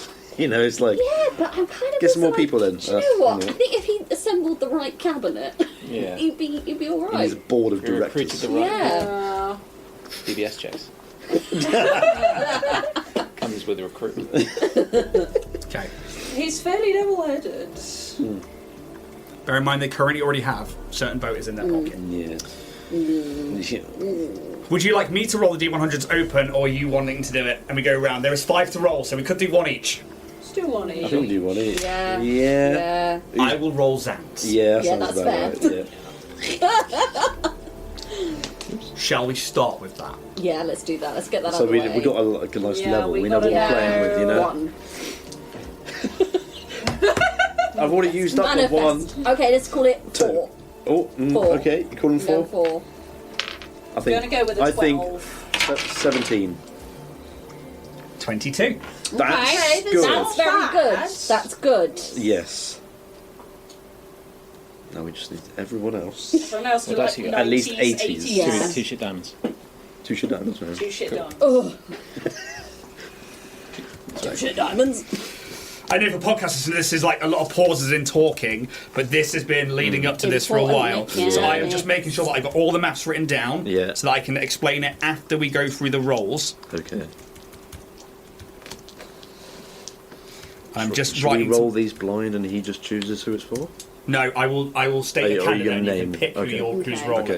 Okay. So, cap on Zan is currently that. Their roll from last time is that, plus that. I think it's like 50. I think that's what our cap is. Oh. I don't think it's 100. I think No, it's no. 50. We've done enough to kind of knock I need it a down calculator. pegs. It's on your phone. It's what? It's in my hand. Thanks. You're welcome. This podcast en- listeners, I picked up my phone. What's This your entity sum? will just tell you that. What you summon? Sorry, summed. Summed. Pre-summed. Fuck it, Christ. It all comes down to that, doesn't it? Yep. Okay. Who's next? Okay. So they get to keep their numbers from last time. But obviously the caps have now changed. So depending on the cap, depends on what they get to add to their previous numbers. Shall we start with Captain Olsen Solias? Who wants it? Who wants it? Who fucking wants it? Who wants it? I love some. I'll do it. Someone's got to do it. 27. Checks. Yeah. Tracks. It checks. Yeah. You had a bad day. That was a bad miss. It's a bit more than Xano. Yeah. It did go at the lonely bacteria. Yeah. Look at you! Who the fuck are you? Yeah. Not good PR. Okay. 27 added to theirs. Valkyrian! Who wants it? Shall I? Yeah, yeah. Crack Well. on, mate. Get it in there. That's Ooh. very cocked on that one. Which one? That one's very cocked. So I roll that again? Yeah. 82.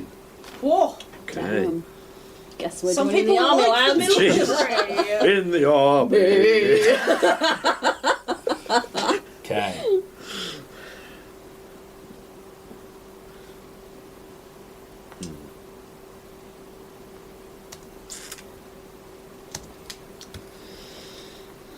We're missing the music. Oh, yeah, sorry, my bad. Thank you very much. That's alright. In the army, you can polish carpent's knees. Sorry, let's just double check. It's a bit nerve-wracking, It isn't it? is a bit. So, we've got Sorry. Olsen Fucking Solias gay. done. Xano is done. Valkyrian It's done. is done. John I'm gonna John. roll well. I shouldn't John have and gone for one of the Luazi. others. Yeah. Who wants? I'll take the next one. Who is it? Odds, it's John. Evens, it's Luazi. Pressure. Odds, it's John. Go on, Come on, send John. it. Go on, just send it. Hey, is that like 2? It's a one. Well, no way! That is an actual one. It No could be one- 100. A one. I feel like whenever Wait, is people it- roll It's 0, 0, D100s, and then a one. Yeah, that is a one. Yeah. That's a whenever one. anyone rolls D100s, they never get a 1 No, and or we've had 100. 2. Fucking bullshit. No, John, no! I feel awful. It's not for you, Jen. It's not for you, Jen. You got a press stick. Oh yeah, can I cred that? We don't know the result of Can I it, to credit? be fair. I will say you can credit. It's a dice roll. Sorry, that was Normally real for a wide. D20, but I think this is I a. think this is one. Yeah. Yeah, Jump the ship 100%. on the campaign. Anything is 2. better than that. 49. Okay. Nice. Nice. Fucking one. Yeah, what the fuck is that? You might have found some Sid haters.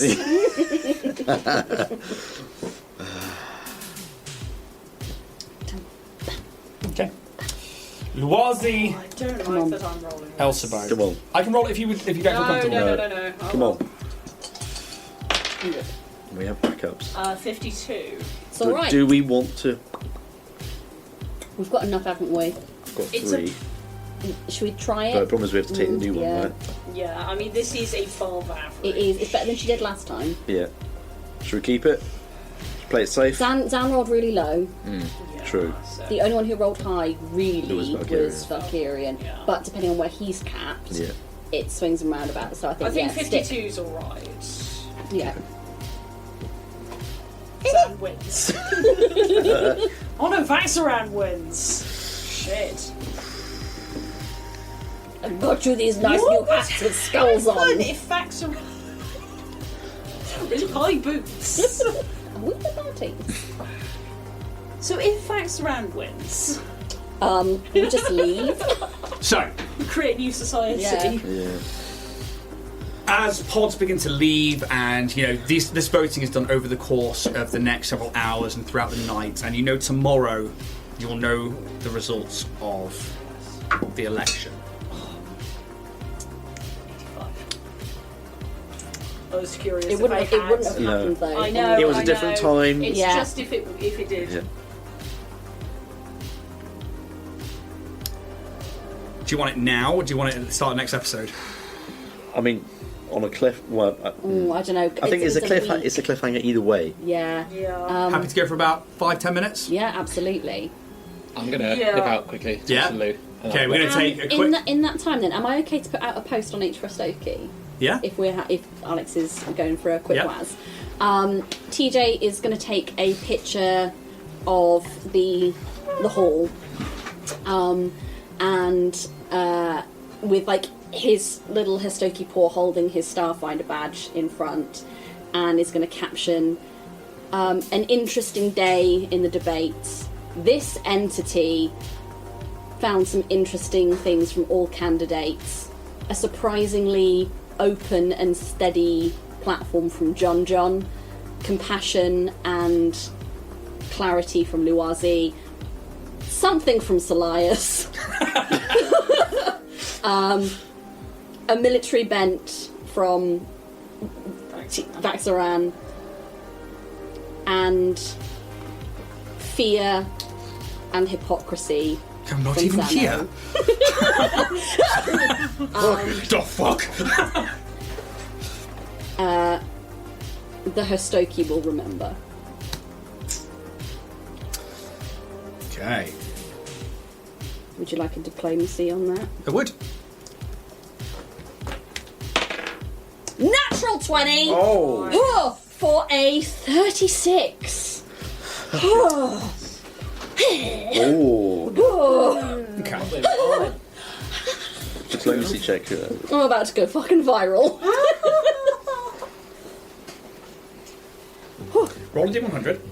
It's gonna be 59. You can add 59 nice followers to your to your H for Histoki. Nice.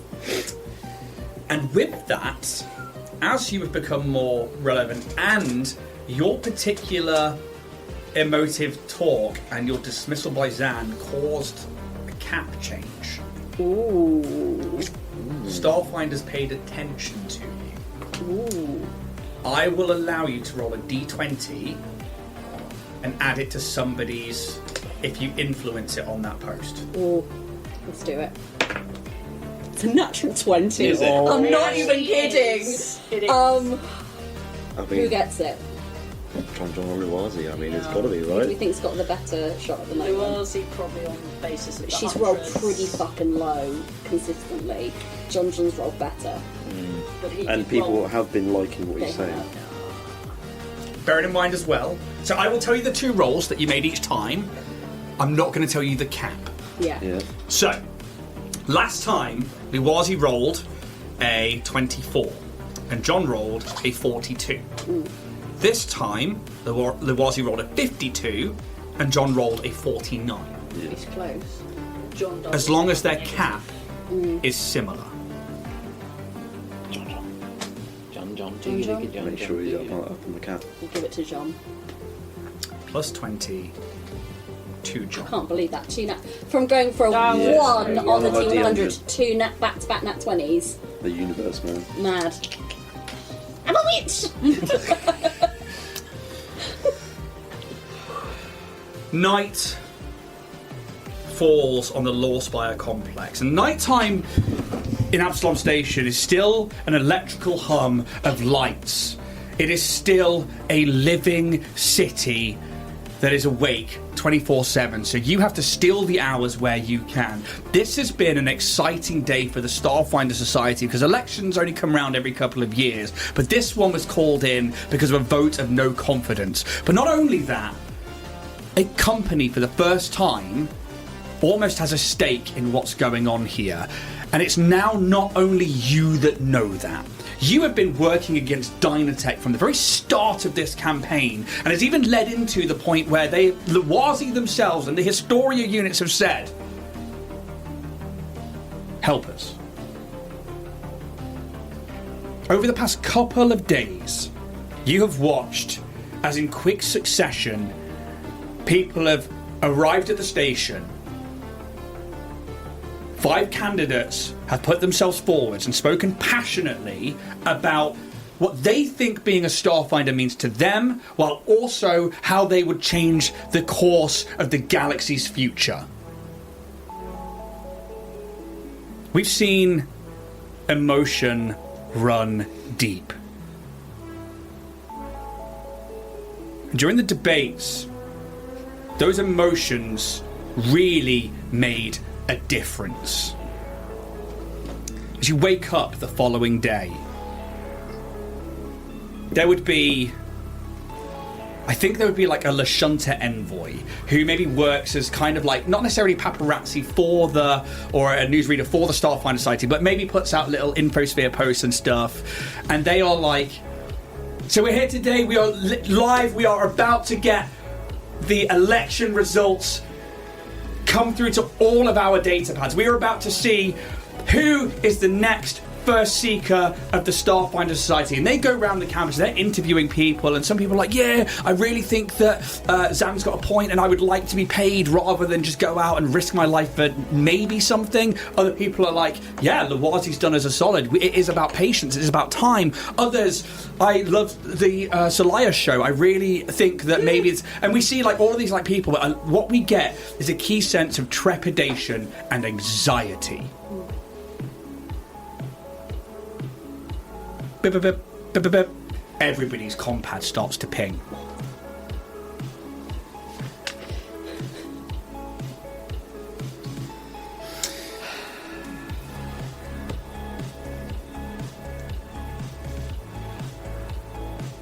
Oh, God. Come on, number of votes. Cut this with a knife. Yeah. The Starfinder Society would like to welcome John as its new First Seeker. Awesome. Get in there, boy. Sweet. John! How close were the votes? Oh, So, we've got to fucking know. John, that's obviously where we're going to end the episode. Whoa. Woo! John! And I will talk about the votes as it is now, which I think would be great extra content if we were to do a Patreon, but we're not. Because we're not there You yet. fucking smashed it. So, Fucking hell. after the end of the first speeches, Luwazi was capped at 75 because of their diplomacy rolls and the DCs that were set just off those ones there and what was said. Rolling a nat 1 causes you to drop not just minus 25 but minus 50. Wow. A nat 20 Same plus way. 50 the other way.